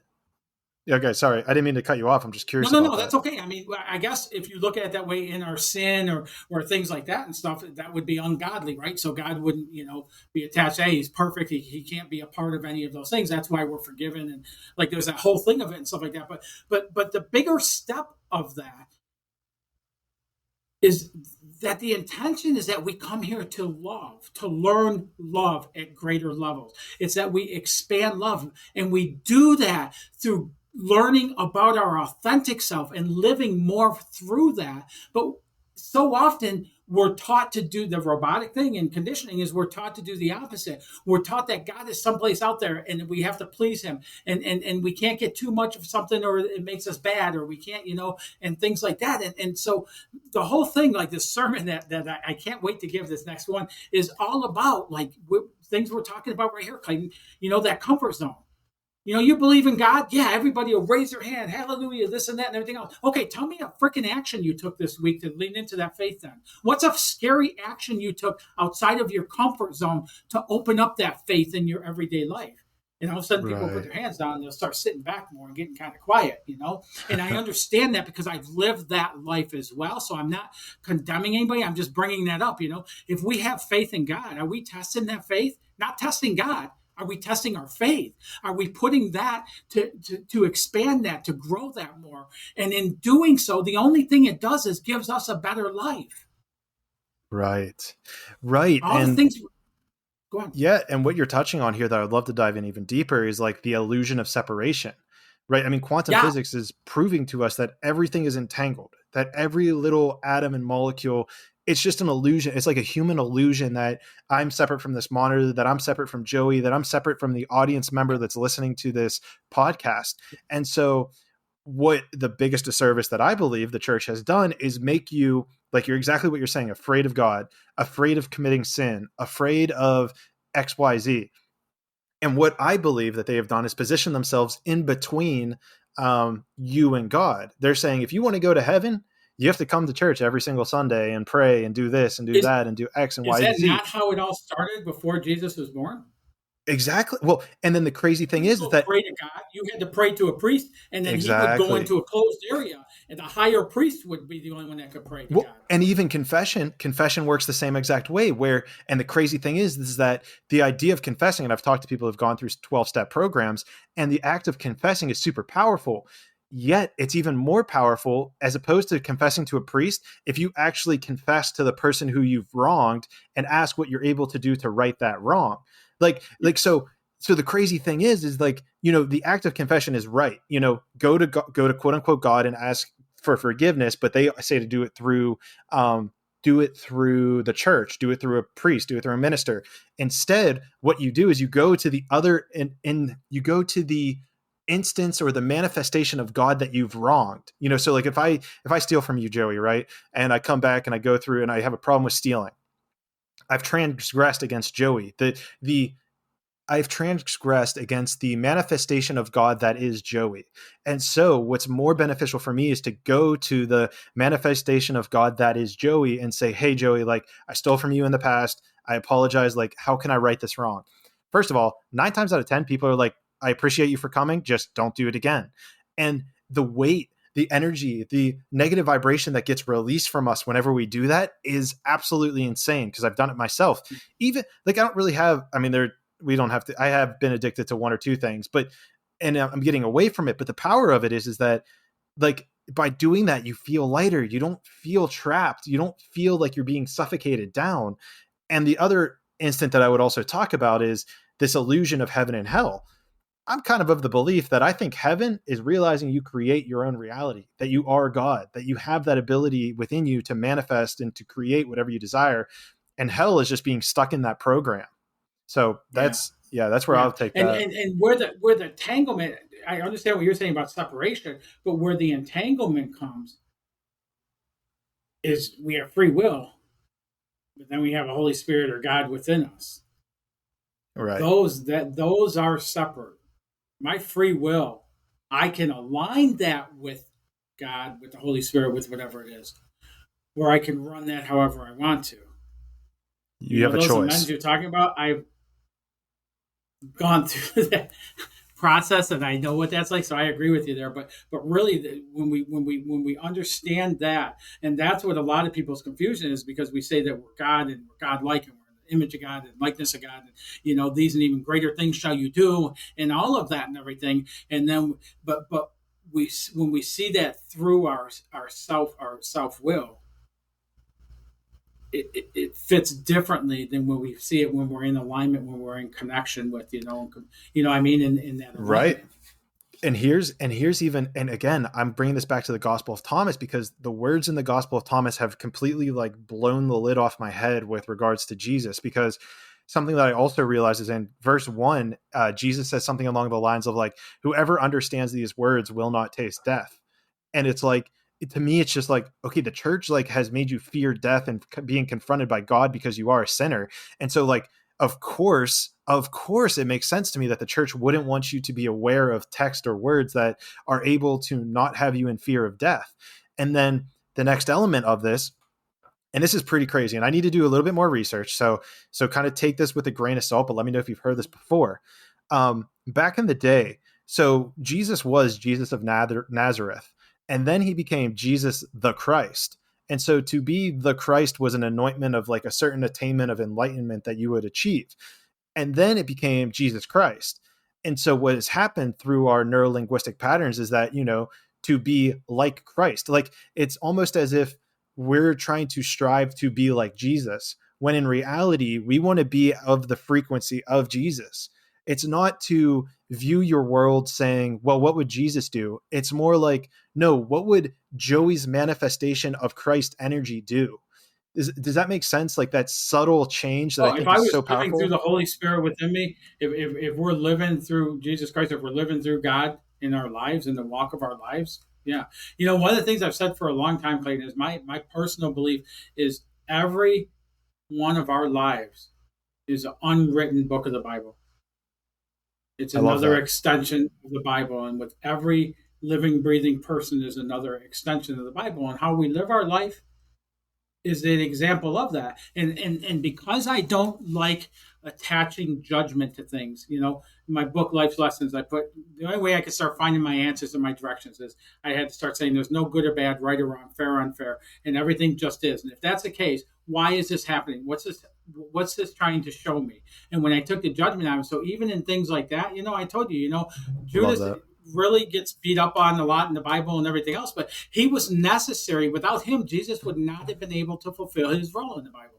And we need those things in our life. We need without discontent, we'd all be dead, because we'd have no way of figuring out what the hell it is we really want. So we'd just be wandering off and stuff like that. The discontent helps us to guide into what it is we do want. Our Judases help us to get on track and strengthen that track and everything else. One of the quotes I love, I heard a long time ago, and I don't remember who it was from or anything, but they said that, we're not taken into deep water to be drowned. We are to be, to be cleansed. Mm. And when I think about that in life, the things that are happening in life that appear to be hard or rough or, struggles or things like that, they're not to beat me up and change my life and hold me down. They're meant to strengthen us, enable us and grab hold of courage with more oomph than what we've had in the prior and stuff, and to move forward.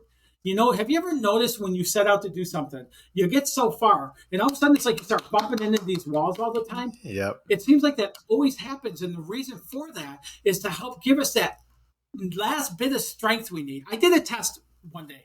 My truck was in the shop, and I love my truck. It was in the shop a few months ago, and it was in the shop for like 9 weeks waiting for a part to come in. So my girlfriend let me borrow her car because she wasn't driving, she was staying home and stuff. And so she let me borrow her car for a couple of weeks. And I noticed I drove with the cruise control on, and so I didn't notice it so much in my truck, but in her car, I noticed when you're going up an incline and it's the engine starts working harder. Right. Right before you get to the peak, it works harder. It's like it needs an extra oomph to get up over that. And then it starts going down again. And every time I went up a hill in her car, I noticed right at the very top where I thought it was going to start releasing, it would actually give it more gas to get over that last hump. And that's what those things are happening for when we're going through that. It's not to hold us back or to push us away from. It's that last oomph that we need to make it over that top, to make it off of that into that launch or whatever it is. I know exactly what you're talking about, and that's super fascinating that Yeah. But here's the thing is like, things that happen at a molecular level happen at a galactic level as well. So like, the fact that you see it in your car, there's the perfect resemblance of it in your life as well. Because I've also noticed, I think it was probably 2 weeks ago, where I did an interview and I kind of had this like whole thought process of, why am I doing this? I'm not really feeling it anymore, blah, blah, blah. But like, I was getting all these, I feel energetic when I do it, but like, for some reason I went on the string of a couple of days of like, what was it? Just like kind of self-doubt essentially. And, and this is an interesting thing, because this comes back to like the whole Bible. It's like, that's whenever God's testing your vision. It's like, that's whenever you're truly being tested if you're on the path that you want to do. Like, there's so many different ways you can attack that, but it's like, are you actually doing what you want to do? And I think it was probably right around Monday when I was like, no, you know what? Like, this is what I want to do. I've probably just been overworking myself. I've probably been doing too much. I need to take a step back, do less. And I shit you not, I think it was probably the day after that, whenever this video just started going viral, and it was crazy. So that's kind of crazy to look back on it, but it comes back to what you're saying. It's like, you get those tests, you get those, those tests of, okay, is this really what you want? You really want to do this? All right. Like, you feel those energetic pushes, or those energetic, blocks the wrong word, challenges. You feel those challenges right before you're about to have that exponential growth. People will call that the devil working in their lives. They'll call it, a lot of different things, but that's what it is. It's that last bit of strength that we need to build that, to then make it over that. Right. To launch. And what was the other thing I was going to tie into that? Well, the other thing that's reminding me, because you said devil, is like, there's this interesting idea I've always had. And I first noticed this with politics, because in 2016, when that whole election cycle happened, I could have told you every single quote that every single candidate said. I was fucking invested, man. Like, it was unhealthy, to say the least. I was very unhealthy in it. But the point that I want to bring up is that I started to realize that there was instances where I would get triggered by people who would bring up the opposite or conflicting viewpoint. And I really started to question that, as to, like, if I'm so right, if I know everything, if I am so correct about what my viewpoint is, then why am I getting mad about it? Like why would, if I truly knew everything, if I truly was so enlightened and correct, it was like, why am I getting mad about it? And this is coming up. I'm bringing this up because I realized this with that video that went viral of people telling me that I'm a heretic, that, I'm going to hell, that I'm spreading the devil's work, that I need to be careful about what I'm saying because, you're bringing the devil into existence, yada, yada, yada. And it was like, if I'm getting so anxious, like, it's like, if they are so convinced that I am if I am invoking the devil's word, then why are they getting mad about it? Like, if they were so convinced that that was actually what was occurring, and maybe there's a argument there that no one really wants the devil to be on earth, which fine, fair, I get that. But this level of hatred or animosity, it's like, if you're so right and so correct that the Bible isn't actually of Jesus's word, then you wouldn't worry about this at all. You would not care who I would tell, because I'd be able to scream it from a mountaintop and nobody would quote unquote listen, because it's not actually his word. But the point is, and I think this is the point, is whether or not Jesus actually said the words that are in the Gospel of Thomas, the fact that they have the power and they show the illustration of the spirituality mixed with quantum physics that I truly see in these words is what people fear the most. It challenges their way of thinking. It challenges the fact that God is within you and it's not this external force. I've had with some of the writings I've done, especially things I've done, like I've done things on meditation, things like that, and I'll give them away to people, or some really cheap stuff like that and stuff, and I've had people tell me, you're not a Christian. You're not a Christian because you meditate, and it's not on God's word, and this and that and everything else.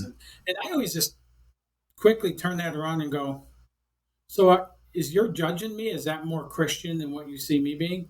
Because I thought Christians were supposed to judge, but you're clearly judging. And it's things like that and stuff. And it's just people being people and passionate about what they're passionate about and stuff. But you did say something a few minutes ago that I wanted to touch on God, I lost it now.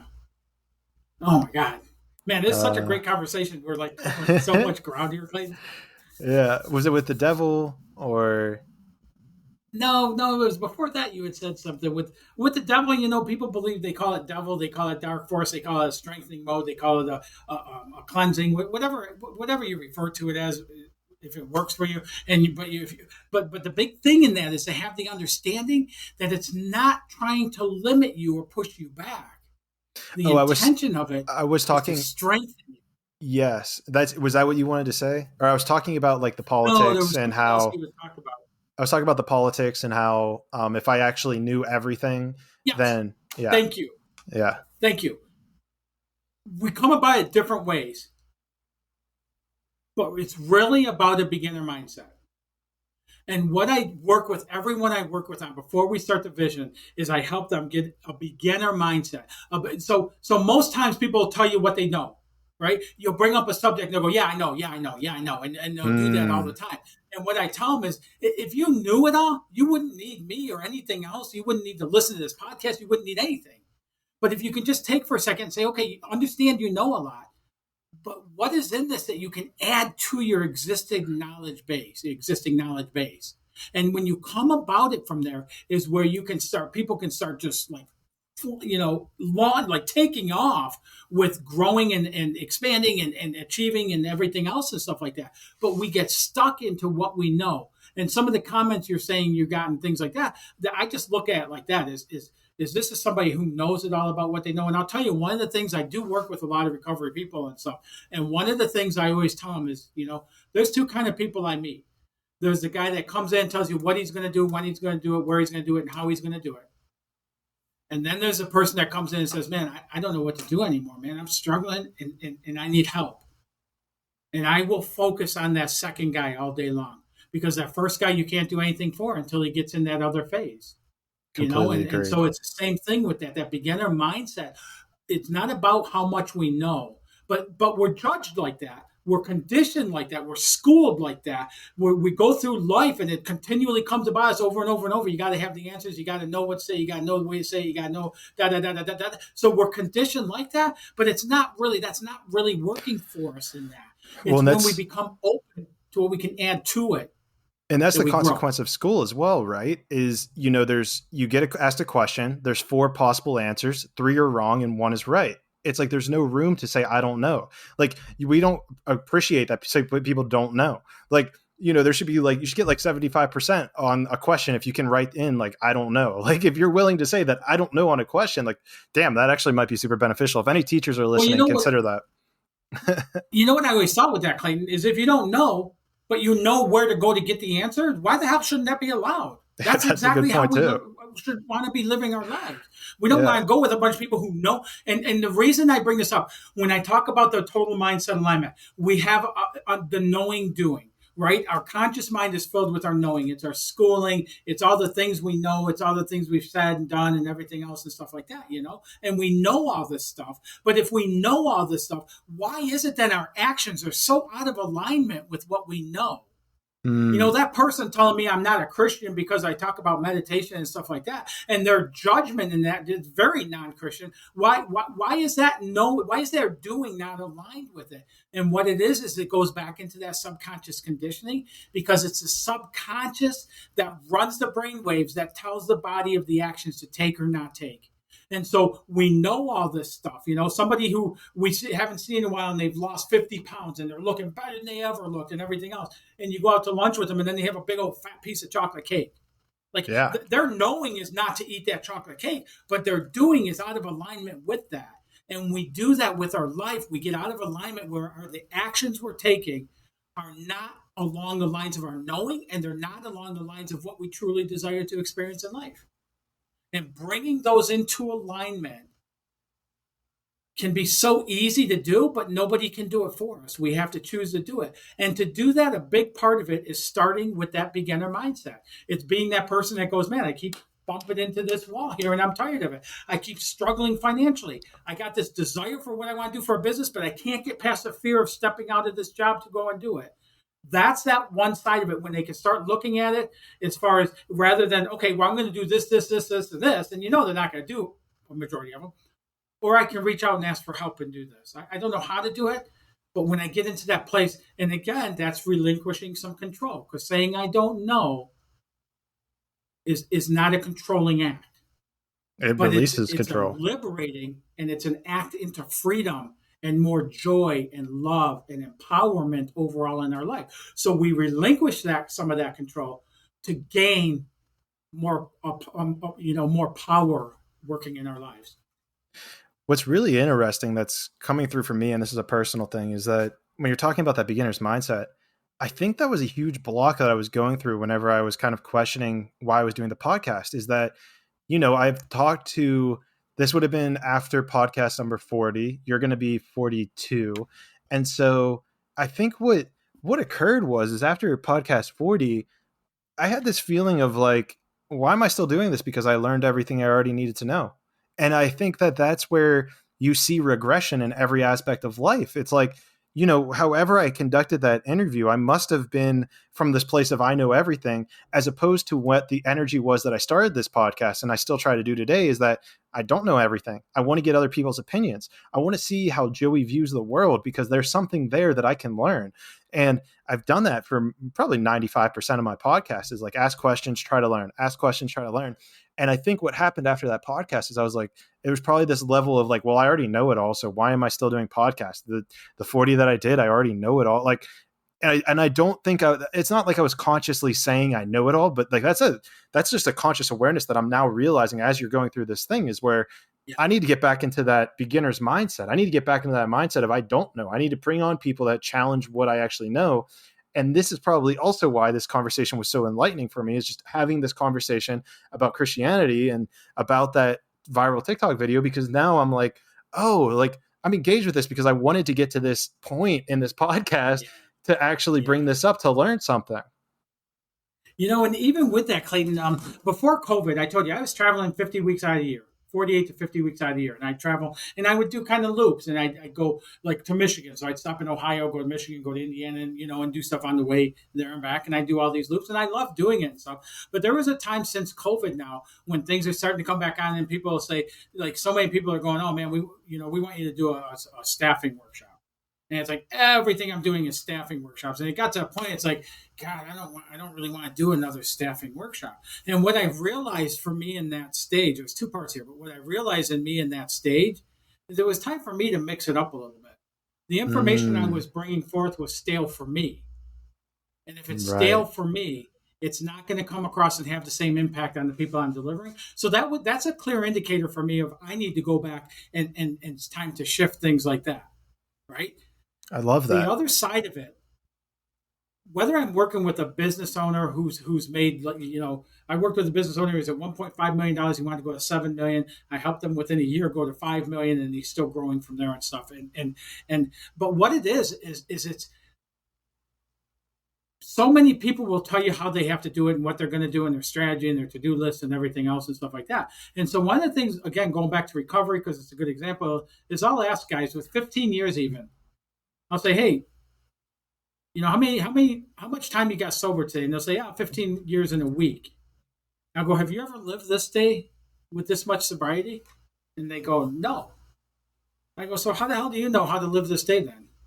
On your own. How do you know how to live this day?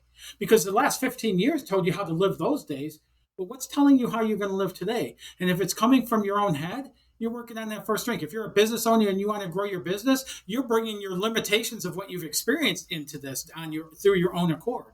The best you can do is through your own accord. If you want that great, people that come to me and they want that great love of their life, you know, and they want to meet that person and everything else, doing it on their own, everything I've walked through with them, they've just experienced creating the relationships that were mediocre at best in their life over and over and over and over and over again. And it's until we say, you know, I haven't done this. I haven't lived this day. This conversation with you today, I came into this very, very open. We didn't talk and script and all that stuff and everything. And it really excites me to live this way because it's going to flow. But I don't know what it's going to be. I'm just open to them, open to learning from you and growing from you and hearing what you have to say. And then adding in what I have to add in along the way as well. And then all of a sudden we have what? 2 hours of this great 2.5 hours of this great conversation, or hour and a half of this great conversation we're having and stuff. When we get into that place of already knowing, we have no room for growth or expansion in that. Exactly. And I've gotten to the point where people are starting to like bring me on their podcasts or bring me on like their shows. And they're like, you know, what do you want us to ask you? I'm like, I don't care. Like, okay, we'll put together some questions and send them over. I'm like, no, don't get send me the questions. I don't want to see that shit. Same way. Yeah. I don't want to have a scripted talk because it takes away from what the possibilities are. I can't figure it out. Like I can't and there's actually one podcast I did that I think was personally, I thought it was the worst one. I'm not going to mention which one it was, but the guy actually sent me all of his talking points. And during the interview, I actually had it up on my screen, and it completely broke me out of the flow state because I keep looking down at the talking points, looking back at him, trying to think of what the next thing I'm going to talk about is. Like, oh shit, I want to talk about this. I want to talk about that. Like in our conversation, there's a couple pings I have that of things I still want to bring up, one in particular, Yes. but the point is like that ping will keeps coming whenever it's an opportune time to bring it up. It's not like if I'm sitting here looking at it on the physical screen, it's like it's going to completely bring me out of the zone of actually talking to you about whatever it is we're actually talking about now, and to take that in that mystical way wherever it's going to go. Yeah, when I first started talking in front of people and things like that, I would script it, I'd memorize it, I would figure out where the inflection needs to go and this and that and everything else, and I couldn't stand doing it. I feared the whole time I was doing it I was going to mess something up.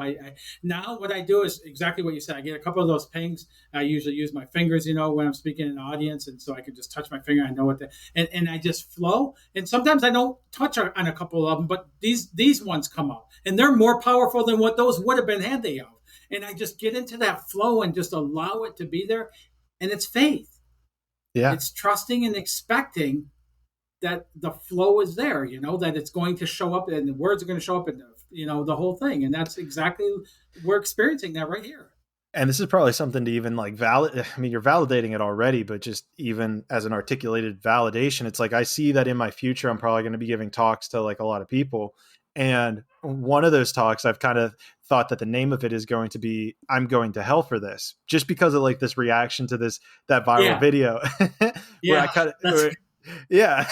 So first of all, it takes the wind out of anybody's sail who tries to come and be like negative about it. It's like, kind of owning that aspect already.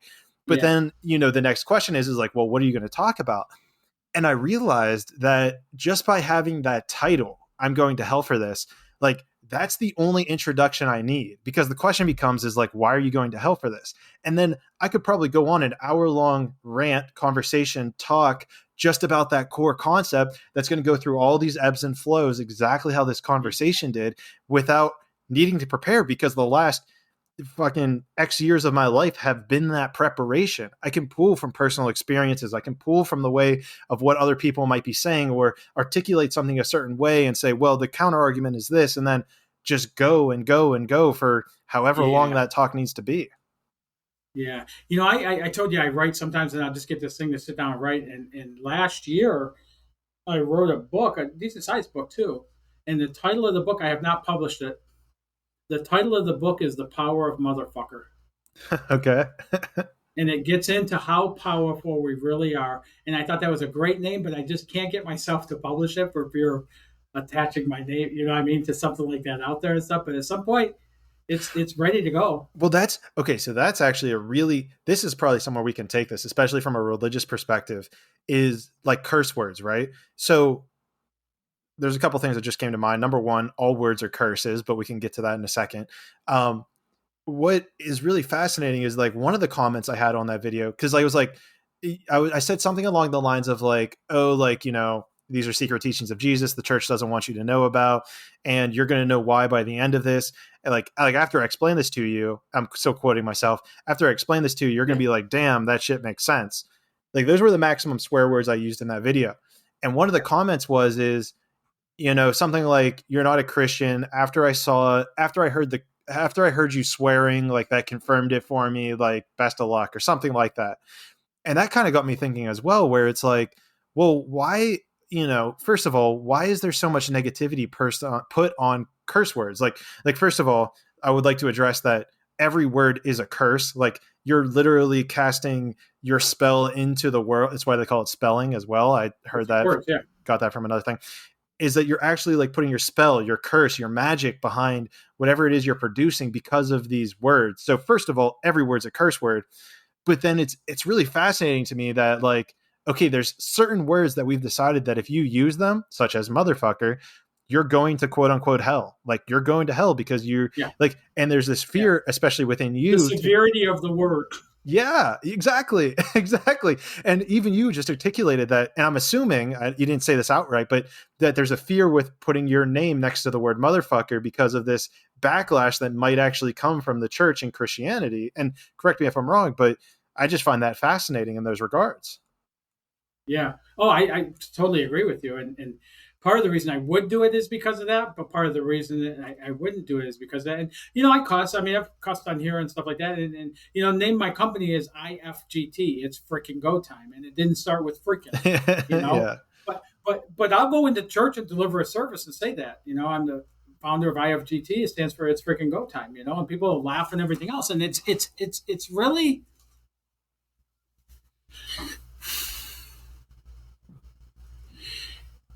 my life has become where my core beliefs are stronger than any freaking buddy else's out there for my life with relation to my God and how I see my God, the connection I have with my God, the way I communicate with my God. It's personalized for me, and it's no longer conditioned based on what somebody else thinks I should do. And just like that person telling you are not a Christian and stuff like that, the easy answer to that is your judgment would tell me neither are you. Right. And what happens is people believe what they believe, and everybody's good in their sense. A lot of times they show us, I used to tell my son all the time growing up, you're going to meet people who are going to show you how to be. And you're going to meet people who show you how not to be. Those both sides are just as valuable to you finding you. And so it's the same thing here. I've met Christian people who are like really high faith and everything else, and they don't swear and they don't this and they don't that and everything else and stuff. But those typically wouldn't be the people who tell you you're not a Christian. They may think you're not a Christian, but they're not going to express that, and put that curse, like you said, put that out there for that. What I have found is it's the do-gooder type of things that, the people that hold their hands like this and they put their head at the right angle to their neck and everything else in church and stuff like that are the same people who will run you over to get the hell out of the parking lot after service. Yeah. And it's not a judgment on anybody. Here, ready for this? It is. There's a verse in the Gospel of Thomas that talks exactly about this. It's something along the lines, I don't remember the verse number, but it's where it's like, the disciples asked Jesus, how should we pray? How should we fast? How should we give alms? How should we live life essentially? And Jesus is like, don't lie. He's like, he basically doesn't answer it, but he's just like, don't lie, live honestly. God knows all. And then and then in another verse, he kind of basically says, don't pray, don't give alms, I don't want you doing any of these things. And the way I took the verse is there is no right way to do things. There is no structured rule set that's going to get you to quote unquote heaven. Just by swearing doesn't mean that you're going to hell. Just by, praying, just because you're praying doesn't mean you're going to go to heaven. You know what I mean? Just because you're going through these motions, if it doesn't align with your soul, and there's other verses that kind of add to this, but he talks about a spark within you. And he talks about how there's a spark within him that he wants to feed until the world's ablaze. And it goes back to this, if you're not doing what you got to do to feed that spark within you, that absolutely sets the entire world on fire, and you're doing certain things just because it's in the rule set, whether it's not swearing, whether it's calling people out for not being Christian, whether it's praying just because you're told you need to pray, it doesn't mean that you're going to find heaven. And I think that's a powerful reason why the Gospel of Thomas was conveniently left out. But regardless, that's a different point. The point I'm just trying to make is that, they created these rule sets, and it's like, just because you follow the rules doesn't mean you're going to find out that you are God. It's not even the rules. I mean, if you read the Bible, to be a Christian, you accept Jesus as your Lord and Savior. You believe that Jesus died for your sins. That's Christianity in total right there.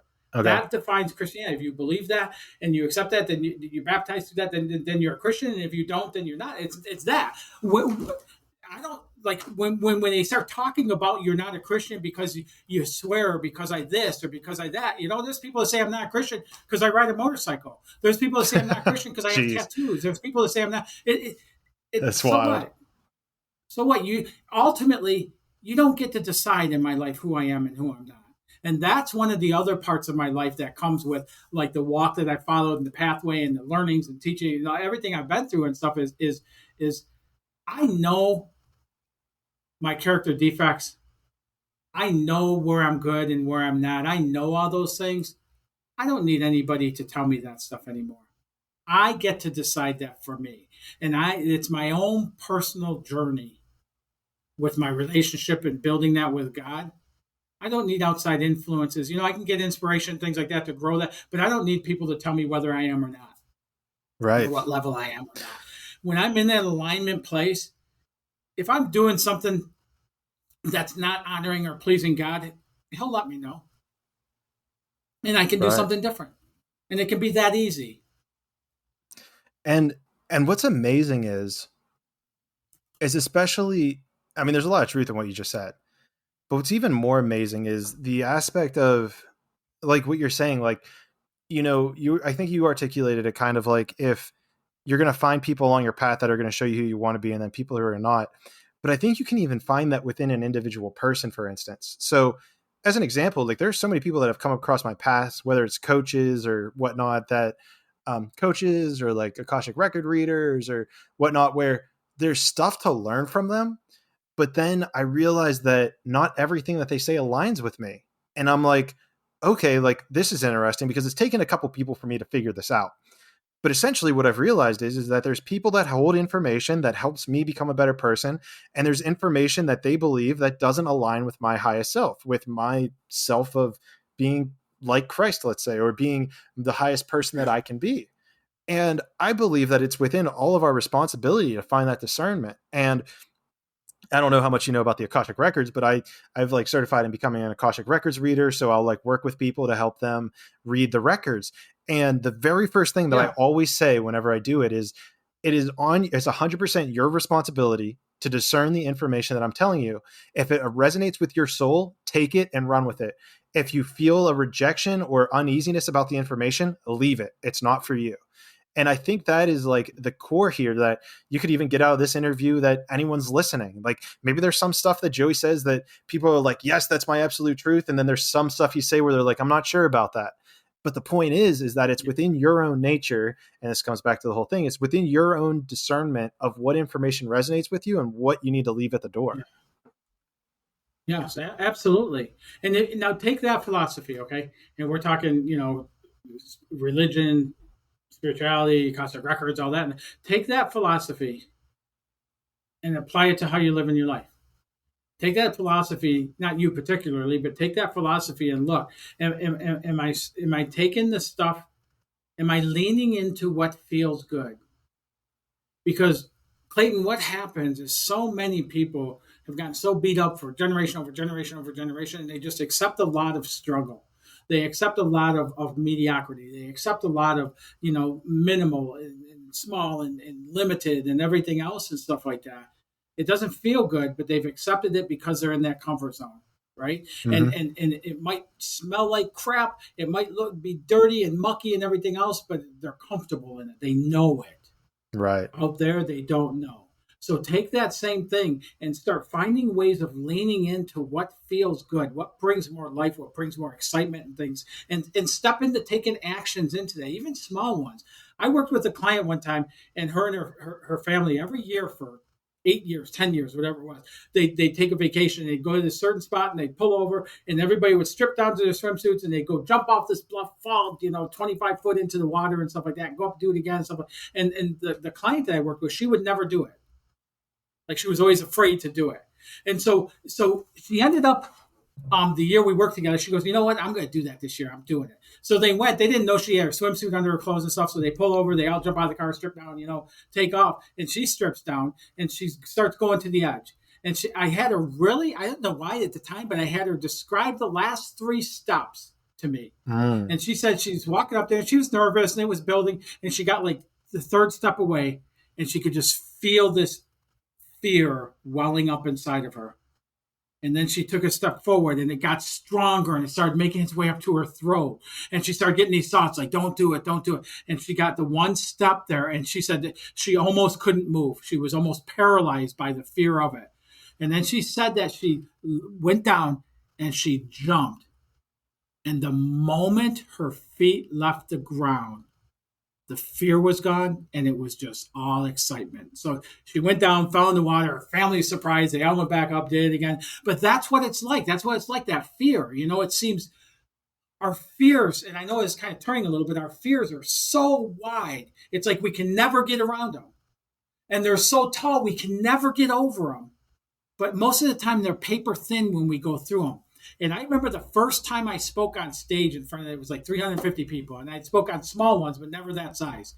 And I was, they told me, okay, so when we start, talking about the next part, you go up there, and they told me, okay, go up there and stand by the, in the shadow there. And as they introduce me, then they'll call me up on stage. And so I went and stood there, and I swear to you, man, I knew the closest door for me to bolt out of. And I'm looking, and I had an eyeball, and part of me is saying it. And there were 2 steps, and then the stage. And so they're introducing me, and I took the first step, and like my insides were going, run, run, run. You don't have to do this. You're not even getting paid for this. And all this stuff is coming up. And then I take the next step, and it was just like just so strong. I started sweating, and then my foot touched the stage, and I felt like I was home. I walked out there, hugged her, took the microphone, started talking, went on longer than I was supposed to, got 3 standing ovations, walked off there, and I was just like on cloud 9 doing That's awesome. But my fear would have told me not to do it and talked me out of it. And so often people don't get to achieve, to fulfill their purpose in their life, to fulfill what their most desire and dream about because of fear. But fear is manageable. We're going to have fear as we go. To go into anything new outside of our comfort zone, there's going to be some fear attached. So knowing how to manage that fear will make all the difference in how fast and then how far we can achieve in our life. Conscious Monkeys, I've got something out there for all my coaches. Anybody who has digital courses, anybody who's creating content, whether it's audio or video, you got to check out SuperPass. SuperPass is this super dope platform that I've been using now, and they're actually what has enabled my app to work. It's what's enabled me to start generating income and to help people more effectively. If you are a content creator, you create audio, video, whatever it may be, SuperPass might be the choice for you because they'll provide you with your own app, and they have a great online service to also help you out.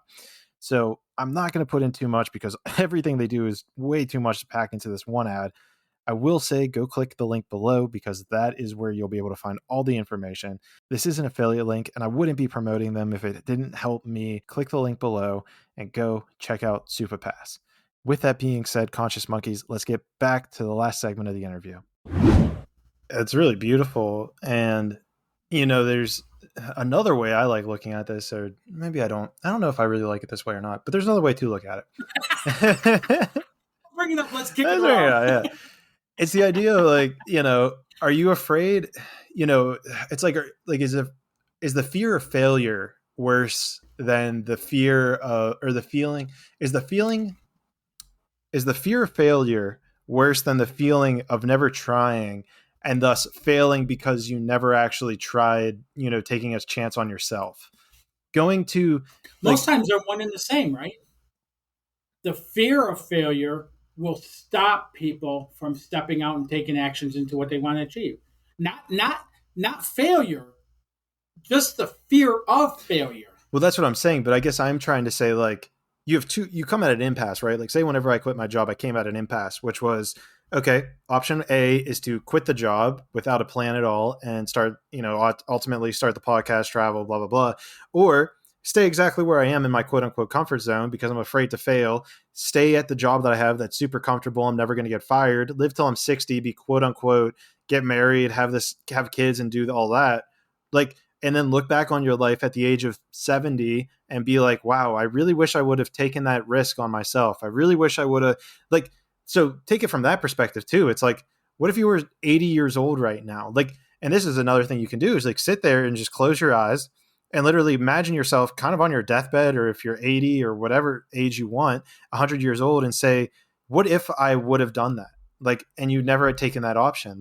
Would you to me, that is so crazy as well. And the other thing that's another fear that people have is, fear of nuclear war, fear of this and that. And guys, don't worry about nuclear war. It's not going to happen. The aliens are going to protect us. So don't worry about that. But my whole thing with fear of the world ending tomorrow it's like, well, what if it did end tomorrow? Like, none of this is guaranteed. There's no shortage of people who have, you know, who haven't made it to the, let's say 100-year mark. And even if you did, would you have rather lived like it? And the crazy thing is like, I can easily say that at this point in my life, the last year of my life, like if it were to all end tomorrow, I would have found what I was looking for. Like I found that divine spark that I feel like so many people go to the grave and never experience because of fear, all in the name of fear and avoiding those things. And Well, so, and yeah. one of the things I think with my walk in this life is every step I took up that corporate ladder went against my desire. So when I went from a draftsman to an engineer to a program manager, a project manager to a program manager to a sales associate to all the way up, that every time one of those promotions came, it was almost like a kick in the gut because it took me out of my passion. But it was my comfort zone. It was my conditioning that a man gets a job, supports a family, and hopefully lives long enough to enjoy some retirement. And so I followed that hook, line, and sinker. And I'm telling you, I tried multiple times. And the clients I work with, it's not that they don't have a desire to, it's that fear of breaking that. And the fear of feeling, because of the conditioning is so strong, feeling like they're going against everything that they know to be true in life, which is that untrue conditioning Yeah. it pulls you into it, and it really takes a lot to break through that. And so just to step off like that and stuff it's a courageous thing, but it would almost cause people to have heart attacks and strokes. It's the process in which you do it, is you start taking steps in that direction and it starts opening it up. And one of the ways I work with people who are working in a job and want to have their own business is I help them get the business going really quick, and then I help them start ramping up that business so they get so busy in their business they no longer have time to go to work. And when they get Uh, into that phase is where it takes some of the fear out of that, because you've built that business, it's growing, you're seeing it prosper and things, and then it becomes less. But to just like, for me, I told you, and honestly, I'll tell you this, what was really pivotal in me resigning from corporate America is my dad was 74 years old, and he was in Arizona, and we went down to see him when they moved him from the hospital to the hospice center. And the second day he was there, he was up, he was awake. He used to love watching the cutlery shows. So he's telling us which knives are good, which ones are garbage, all that and everything. But in that day, he talked about the things he regretted. He talks about the desires he had in his heart that he never stepped into doing and stuff. And I had no idea that would be the last day he was conscious. And the next day he was unconscious. The day after that, he passed away. And that's what was running through my head in that. And that's every time I meet somebody, why it impacts me so much when somebody's not able to step into getting help for themselves, and they fall back into that, because I've seen that at that end point. And I don't want anybody to ever have to go like that. I want people, when they get to that end time, that they go, man, what a fucking ride. I What an mean, amazing ride this was. right. And that we have all the power in us, Clayton, to do that. And what a beautiful, I mean, a tragically beautiful last gift for your dad to give you before, going on to the next stage of his existence. What it brings up to me is I remember reading, and this was back before I had all this like realizations and stuff, back whenever I was questioning the whole retirement structure of you get to go to school for 20 years and then you go to work for 40 years and then you get to retire and then live your life. I remember reading a Reddit article that was talking about some lady who was a hospice caretaker, and she was basically she would ask people who are on their deathbed, what is it that you love the most about life, or she would ask them about life and like what they got from it.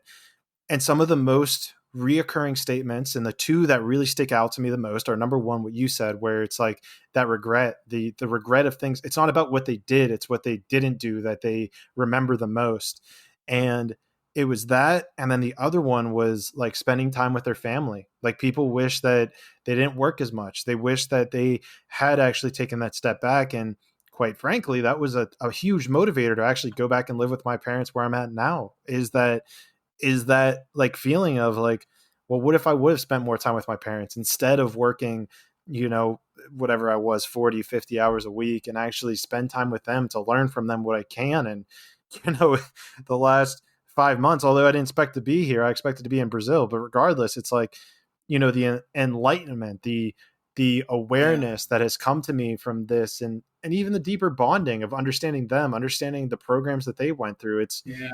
It's so wild that, it's a gift. And it comes back full circle to how we're saying, like, cherish where you're at in each moment, because I know there will be a time where I'll be on to the next stage of my life, and I probably won't talk to them every single day. So I need to cherish as much of that as I can while I am here. Yeah. Yeah. And, and just to kind of double back a little bit there is, people go into jobs that they can't stand, whether they have a vision of a desire of what they want or not, but they're just in that struggle. People struggling financially, people struggling in relationships that aren't working for them, like all of that stuff. That fear isn't bullshit. That fear is real. That fear is real, and it's alive, and it's strong, and it's powerful. And that's why so many people get stuck there their whole life, is because they don't know how to step beyond that. They don't know it's easy, and they're always, so often they're told, if you have faith, you don't have fear. And if you have fear, you don't have faith. But it's not like that, really. Is we step into faith. Faith starts out like this. And over time, it opens a tad and then another tad. And eventually we get to be like this. But it's not this to this right away like that. And so having avenues to help people through that fear and not around it or going over it, or, there's some places that will say, we can help you get around your fears. It's not about going through them. You don't get strengthened by that. You get strengthened by going through those fears. And that's what strengthens you to achieve what you want to achieve. So even in that regard, you can end up looking at the end result and say that fear was necessary to strengthen you to make it past the hurdles and things like that to get to where you wanted to get to. It's all about it's all about energy. Everything is energy. Right. And so if pain can motivate us to do something different, then thank God for that pain. If our fears are what really end up where we get that emotional energy to launch our life, then there's a gratitude in having that fear, because without that, you've never had that drive. And so it's using it that way. But that fear that people feel in those situations is real. The fear you felt in walking away from there, I'm sure you spent some time thinking about it before you took an action, and that's a fear period there. And one of the worst times to have fear is when you have fear, but there's no actions moving through it. To sit in the fear, it grows so quick and so strong. The first company I worked with going into bankruptcy, the CEO called me in his office, and he goes, "How's it going?" I go, "It's going good." He's going, "Come on. The guy running our sales show here, watching us go down the drain, talking about bankruptcy, knowing who you are, it's not going good." And he's right. I go home every weekend in fear. And one key thing he gave me is he said, as long as you keep your activity level the right way, intuitive action, as long as you keep your activity level above your fear, you'll always be okay. Interesting. But it's when we get that fear and we pull back instead of leaning into from it, life, that it grows so quickly, like a cancer. I mean, that makes so much sense to me. I mean, it's like, to go back to faith, it's like, having you pursue fear because of your faith. It's not like they're separate. It's like they're, you have such a strong faith that you're able to deal with fear in a sense. So I think I heard you right. You said that you build your fear because of you build your faith because of the fear. Well, that's interesting. I guess I was saying you challenge your fear. You're able to step through that fear because of the faith. Like you do what you're afraid of because you have faith that it will work out, or it works the same way. You build your faith as you're working through working through your fears. Build your faith. Yeah, exactly. Both ways it works. Yeah. Yeah. Something that's a little bit more materialistic, and this might be something that feeds the ego, that I'm interested to question and see what you say about this. I saw that you've been featured in like all these different journals and magazines. So what, like, I'm curious to, I guess I'm curious to the how, but like, how does that happen? How do you kind of find yourself on the cover of magazines? How do you find yourself being published in, different journals and magazines? Again, I guess this is a step back from the spiritual and enlightenment and a little bit more egotistical. But my vision isn't to have, my face on magazines. It's not to, I have a TV show, a national network or international network. I have my own TV show that's going to be coming out this fall. It's called It's Frickin' Go Time. Oh, really? And I'm going in and working with individuals and business owners and things like that. And instead of like, we can't get sales, or I can't find the love of my life, or I'm struggling financially, is I help them get below the surface into the core of what's really going on there, shift that and get them some results. And it's not reality TV, it's more real TV, where it's really people going through these things and helping them, and then bringing them out and celebrating their successes. As in each episode will be a different area doing that stuff. But I didn't set out, my vision doesn't say I want to have this TV show, I want to be on this many book covers, I want to write this many books. I want to inspire, motivate, and lead millions of people to live better lives. In whatever avenue show up for me for that, I'm grateful. I'm blessed. Having this conversation with you right now and getting to share this information with your listeners and stuff, it's such a blessing to me. However it shows up, I had a gentleman reach out to me last week, and he said, hey, I want you to come out to India and talk to 50,000 people live in August. Are you interested?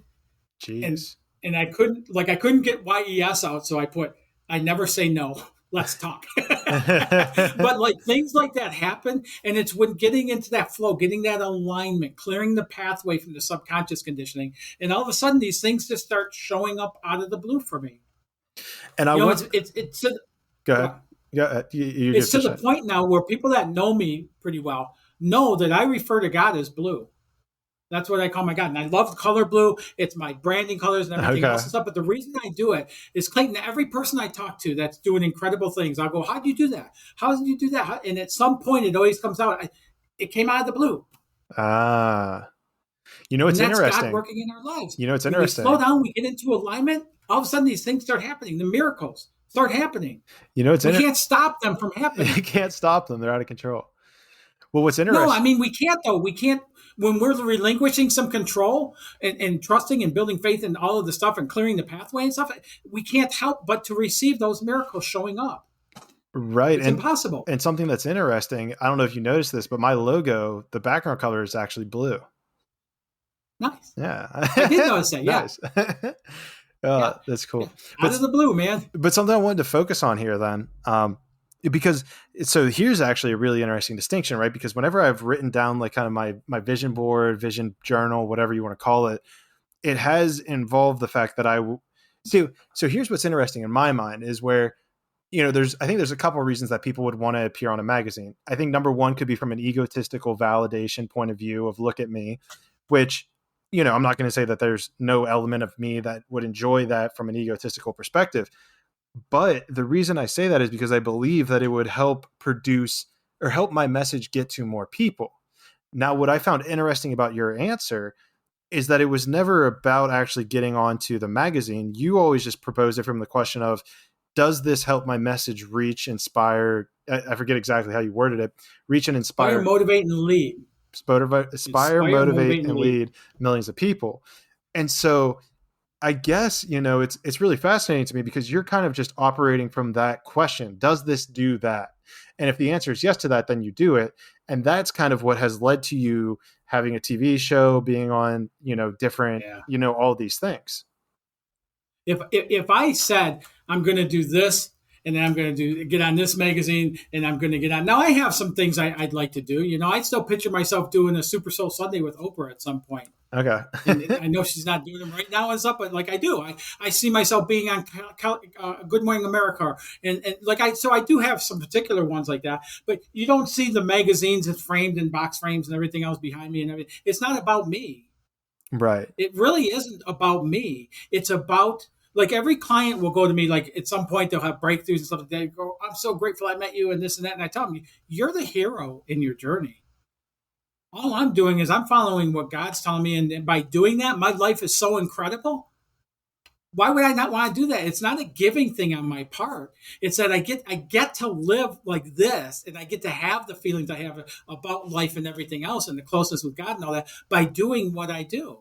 But really every person I work with, they're the hero in their journey. I'm not. All I'm doing is facilitating. All I really do, and I've had friends who told me this, is they said, you really piss me off sometimes because you don't ever come out and say what you're thinking. You just ask questions. But your questions lead me to thinking about that myself. And that's what I do is I'll be working with somebody, Clayton, and I'll get a question.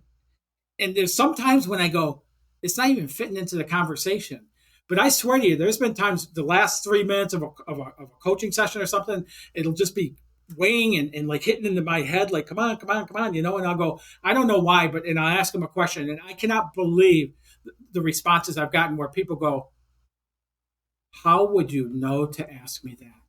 And it'll open up something that will be a huge breakthrough for them in their life. And that's all I do is I just follow that process. I've built a 4-week program, a 12-week program, 6-month program, executive 1-year program, things like that for people. But it's all about taking that subconscious alignment, the subconscious conditioning, realigning, aligning the mindset and clearing that pathway to then developing that vision and bringing that to fruition in life. And how you follow that is different than how anybody else would follow it.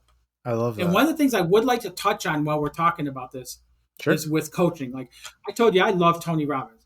Grant Cardone, like looking at what he's created in his life and everything else is so incredible and it's, motivating. But people will go to him to show them what he did.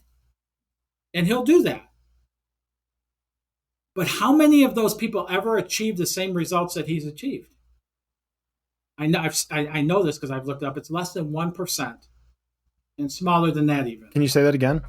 I think I missed that. Yeah. So you have these people who have achieved enormous success in their life, and then other people go to him and say, "Tell me how you did that." Okay. And so they'll tell them how they did it, but none of those other people that they're showing achieve anywhere near the level of success the person showing them has. And the reason being is that person was able to open up their pathway to success. They were able to, and it's unique to every one of us. So I don't teach people what I did. Nobody knows of exact pathways I've done. I have some common stories, but nobody knows of my pathway because it doesn't matter.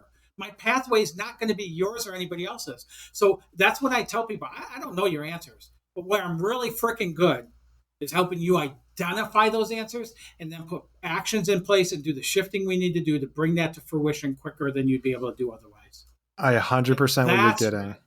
Yeah. Yeah. And I tell you, I've invested tens of thousands of dollars in coaching programs with people who told me how I should be spending my day and what I should be doing at what time. Mm-hmm. I had a guy tell me one time, he goes, you shouldn't be, I don't want you cutting your grass anymore. You hire somebody to do it. That's money you could be making. And I'm like, and that was an ending point because I was like, fuck you.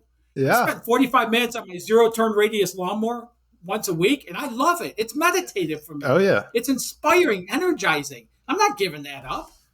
I love that. And I'll start off by saying, like, not even having worked with you, I can tell that you're a good coach just by the way that you're articulating all this.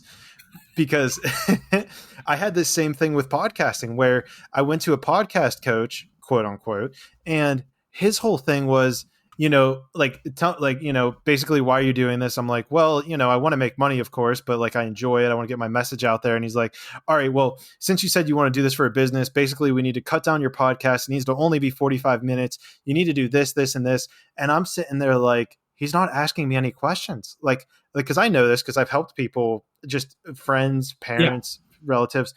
And you just ask, like, I'm just sitting there thinking to myself, like, he's not asking questions. He already has all these pre-canned answers to what, like, it is. And I'm like, okay. He's giving you the pathway that worked for somebody. Oh, is exactly. What he's doing. And that's like, and that's a lot of people why they're negative on coaching. Sorry. And a lot of people, like I talked about the law of attraction, because it's all taught as a one size fit all. Right. If you do these things in more robotic trained conditioning, right? You do these things at this time, this way, and you're going to be good. But what it is it really isn't about, like, successful people don't do certain things.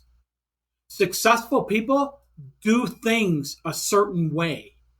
When you tap into that way and find what your unique way is for that, when you talked about that with the podcast or the things you do and you make sure that you're in that energy place for you, your energy place is not going to be mine, Clayton. It's not going to be anybody who's listening to this. Right. But when you identify what that is for you and you follow that, that's doing things a certain way. That's getting that alignment before you even step out into it and publish it. And that's helping people find what that is for them. I don't care if anybody ever knows what mine is because it's not going to work for them anyways. Doesn't matter. I want to help people find what theirs is. And once they know this, Once somebody knows their pathway, then they can, any area that they venture out into in their life, it's the same thing's going to apply. So once they understand it, instead of trying to follow Tom, Dick, and Harry into everything, they have their unique pathway that works for them. And then they can apply it here, and they can apply it here, and they can apply it here. And every area of their life will be positively impacted by that. I love that. And it's so, and it's so true. It's so true. Cause that goes back to what I was saying earlier about how I've had coaches, let's say kind of like therapists or training coaches with the Akashic Records training, but I also had like kind of like a plant medicine therapist. But it's like you realize even in the people you need to learn something from, there's a moment where you realize that you no longer need them as a teacher. It's like you can move on from their wisdom almost. Or I don't want to say move on, but there's like a level of growth. There's like a level of stalemate. It's like, and so the sign of a good coach, and I'm based on everything you've said, I'm sure you're going to agree with this. It's like, you don't want people being your clients for the rest of their life. It's like, you've almost failed if people don't realize how to discern information for themselves, how to figure out the tools on their own. I've worked again with a lot of coaches from the time I was 22 until I'm, older than that now. I'm not 28, but I'm not too far. We don't have to get specific. Okay, we're not going to. I'm just kidding. But anyways, in doing that, I've seen coaches who have like their core group of people they've been working with for 3, 5, 7, 8 years with this stuff. That's not me. I don't want to work with somebody for 3, 5, 7, 8 years. I want to work with somebody for the amount of time I need to work with them to where they're off and they're going. And one of the things I do with every client I work with is I allow support even after we're done with whatever program and stuff like that. So they have that avenue because now they go out into the world on their own, so to speak, and they're trying this stuff out and they're going to bump into things. And I want to make sure they have an avenue to come back to have support in that phase. So I offer that. And then to help them grow into where they don't need me, because people that have been working with me for 8 years or so, or multiple years, they're not going to be near as good references for other people and testimonials and stuff as people when I can help somebody go within a year to go from 1.5 to almost $5 million in their business. When I can help, somebody go from the point of struggling financially within months, struggling financially to having a bank account and things in alignment and 401k and mattress money and all that. When I can help realtors that are struggling, spiraling downward to within 6-month period of time, turn their business around to their most profitable year in 13 years. And then which was like $9 million and in sales. And then the following year have a $10.5 million goal and achieve over $22 million in sales in residential real estate. And doing that, those are the kind of testimonials that allow me to get clients and people attracted to me. And I don't have to put YouTube ads and Facebook ads and all that other bullshit out there. And that's how in my heart, I wanted to build this business is on attraction, not promotion. I love it. Yeah. And I mean, that makes a lot of sense to me. I mean, it definitely resonates with a lot. It definitely resonates on a lot of different levels, especially with kind of my podcast, because I'm always trying to figure out how do you get it to more people? How do you get more people listening? And I think there's probably that level of like what you're saying. It's like, just, I'm hitting like an influx point. The TikTok's going up. Like I don't really need to promote. Like there's not really, and this was an interesting thing too, is it doesn't really seem like there's a way you can promote podcasts. Like it doesn't seem like there's an effective way to like, the only way, I don't know where I'm going with this. I think I'm just rambling at this point. Yeah. Cause I'd like to offer you a little something here. Sure. By all means. Your listeners as well. You asked a key question there. How can I reach more people? And you asked the how. Whenever I get into the how, it's logic. Right. Automatically, it cannot not be logic when I get into there, which means I'm only using the maximum amount of power I have going into it is what's between these two ears. That's the maximum input I have into it. When I get into those situations, and I only know this from experience, but I've seen this in almost 1,000 clients now over the last decade or so I've been coaching. When you look at that, instead of asking how, I start getting into what does that look like with that impact? When you ask me about the magazine covers and the things like that and stuff, I don't look at things like that.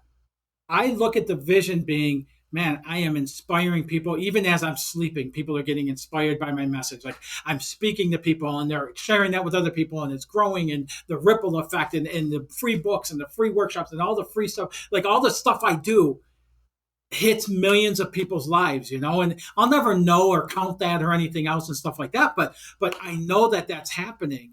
And then I get so excited about that. All of a sudden somebody sends us something and says, man, we've been noticing you all over the place. We'd love to feature you in our magazine. We'd love to, have you come and talk in India. We'd love to, would you ever be interested in having a TV show? And it's like these things start showing up. And if I had to put my how together for those things, Clayton, they wouldn't be near as impactful or awesome experiences as what shows up this way. Or easy. So if you stop asking how and start leaning into what's it feel like to have that impact, man, you're just opening yourself up to those miracles showing up. You're so right. You're so right. It's I don't have anything to add. Well, you lean into that, I was going to be like, I got to disagree with you because of what the way I leaned in on that. That was great. That's funny. I think that's a beautiful way to wrap this up, honestly, Joey. This is awesome. Well, I mean, dude, this has been nothing short of awesome. I wish there was divine, benevolent, I don't know what a mystical, miraculous. It was everything. Yeah. I love leaving the last segment to my guests. If you want to plug anything, I mean, been a wealth of knowledge already. So I don't know if there's any cherries you want to put on the top of this whole conversation or stuff you want to plug. I'm going to get your links. So guys, anything he references will be linked down below. But with that being said, Joey, the floor is yours. Yeah.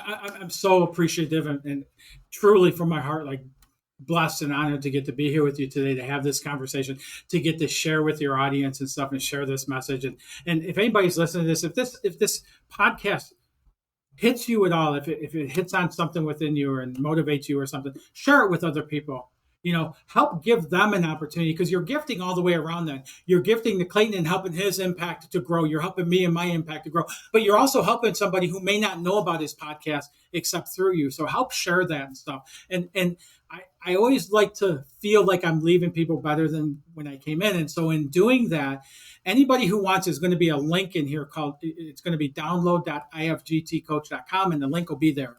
And it's for a free book that I just recently published. You can get a copy for free through the link. It's Align, Manifest, and Transform. And it's taking the tools and the things we talked about here. It's getting that mindset alignment, dealing with some of that subconscious conditioning and stuff, and how to deal with that. And then how to manifest easier, how to start creating and seeing the things you most desire showing up in your life easier. And ultimately, I'll tell you, whether I'm working with a business owner or an individual, everything I do is personal transformation. We cannot go out and get to that place where we want to be. We have to come from it within us. And to come from it, we have to transform to becoming that person in that vision. And there's tools on how to do that. So you can get a copy for free. Follow up with me. You can follow me on social media and all that under Joey Drolshagen. And just, God bless everybody. And I hope to meet some of you as we go forward. It's amazing. It's amazing. I mean, appreciate it. I appreciate offering all that free stuff. I mean, if this hasn't been a wealth of knowledge enough, I mean, always adding the cherry on top of an ebook or a book, it's always another beautiful. Well, in the book is practical guideline on how to start implementing a lot of the stuff we were talking about, Clayton, where we didn't really get to deep dive it. So it starts stepping into that. So I might have to check it out myself. Yeah, absolutely. I might have to poke you for a signed copy, because I've gotten a couple books from guests, and I think one of them signed, and then another person I bought on Amazon, but I don't know. We can talk about that later. We'll take care of that. We'll future stuff. We'll figure out the how later, right? Absolutely. Yeah. Absolutely. We'll just get the vision going. Yeah, I just got to feel it out. I love it. Well, Conscious Monkeys, thank you so much. If you're still listening to this, I mean, I know you've honestly probably just stepped up your sales game. You're going to have money just flowing into you like crazy now. So yeah, I mean, I love Joey's advice of spreading the word, because that's really what the goal of this is at the end of the day, reaching millions of people, however we can, however it's needed, at whenever it's supposed to be. I mean, I'm truly blessed. Thank you, Joey, for being here. Thank you, Conscious Monkeys, for listening, because as we've all discussed with quantum physics, it doesn't work if we're all here together. So with that being said, I appreciate all the time. And Conscious Monkeys, I will see you all in the 6th dimension.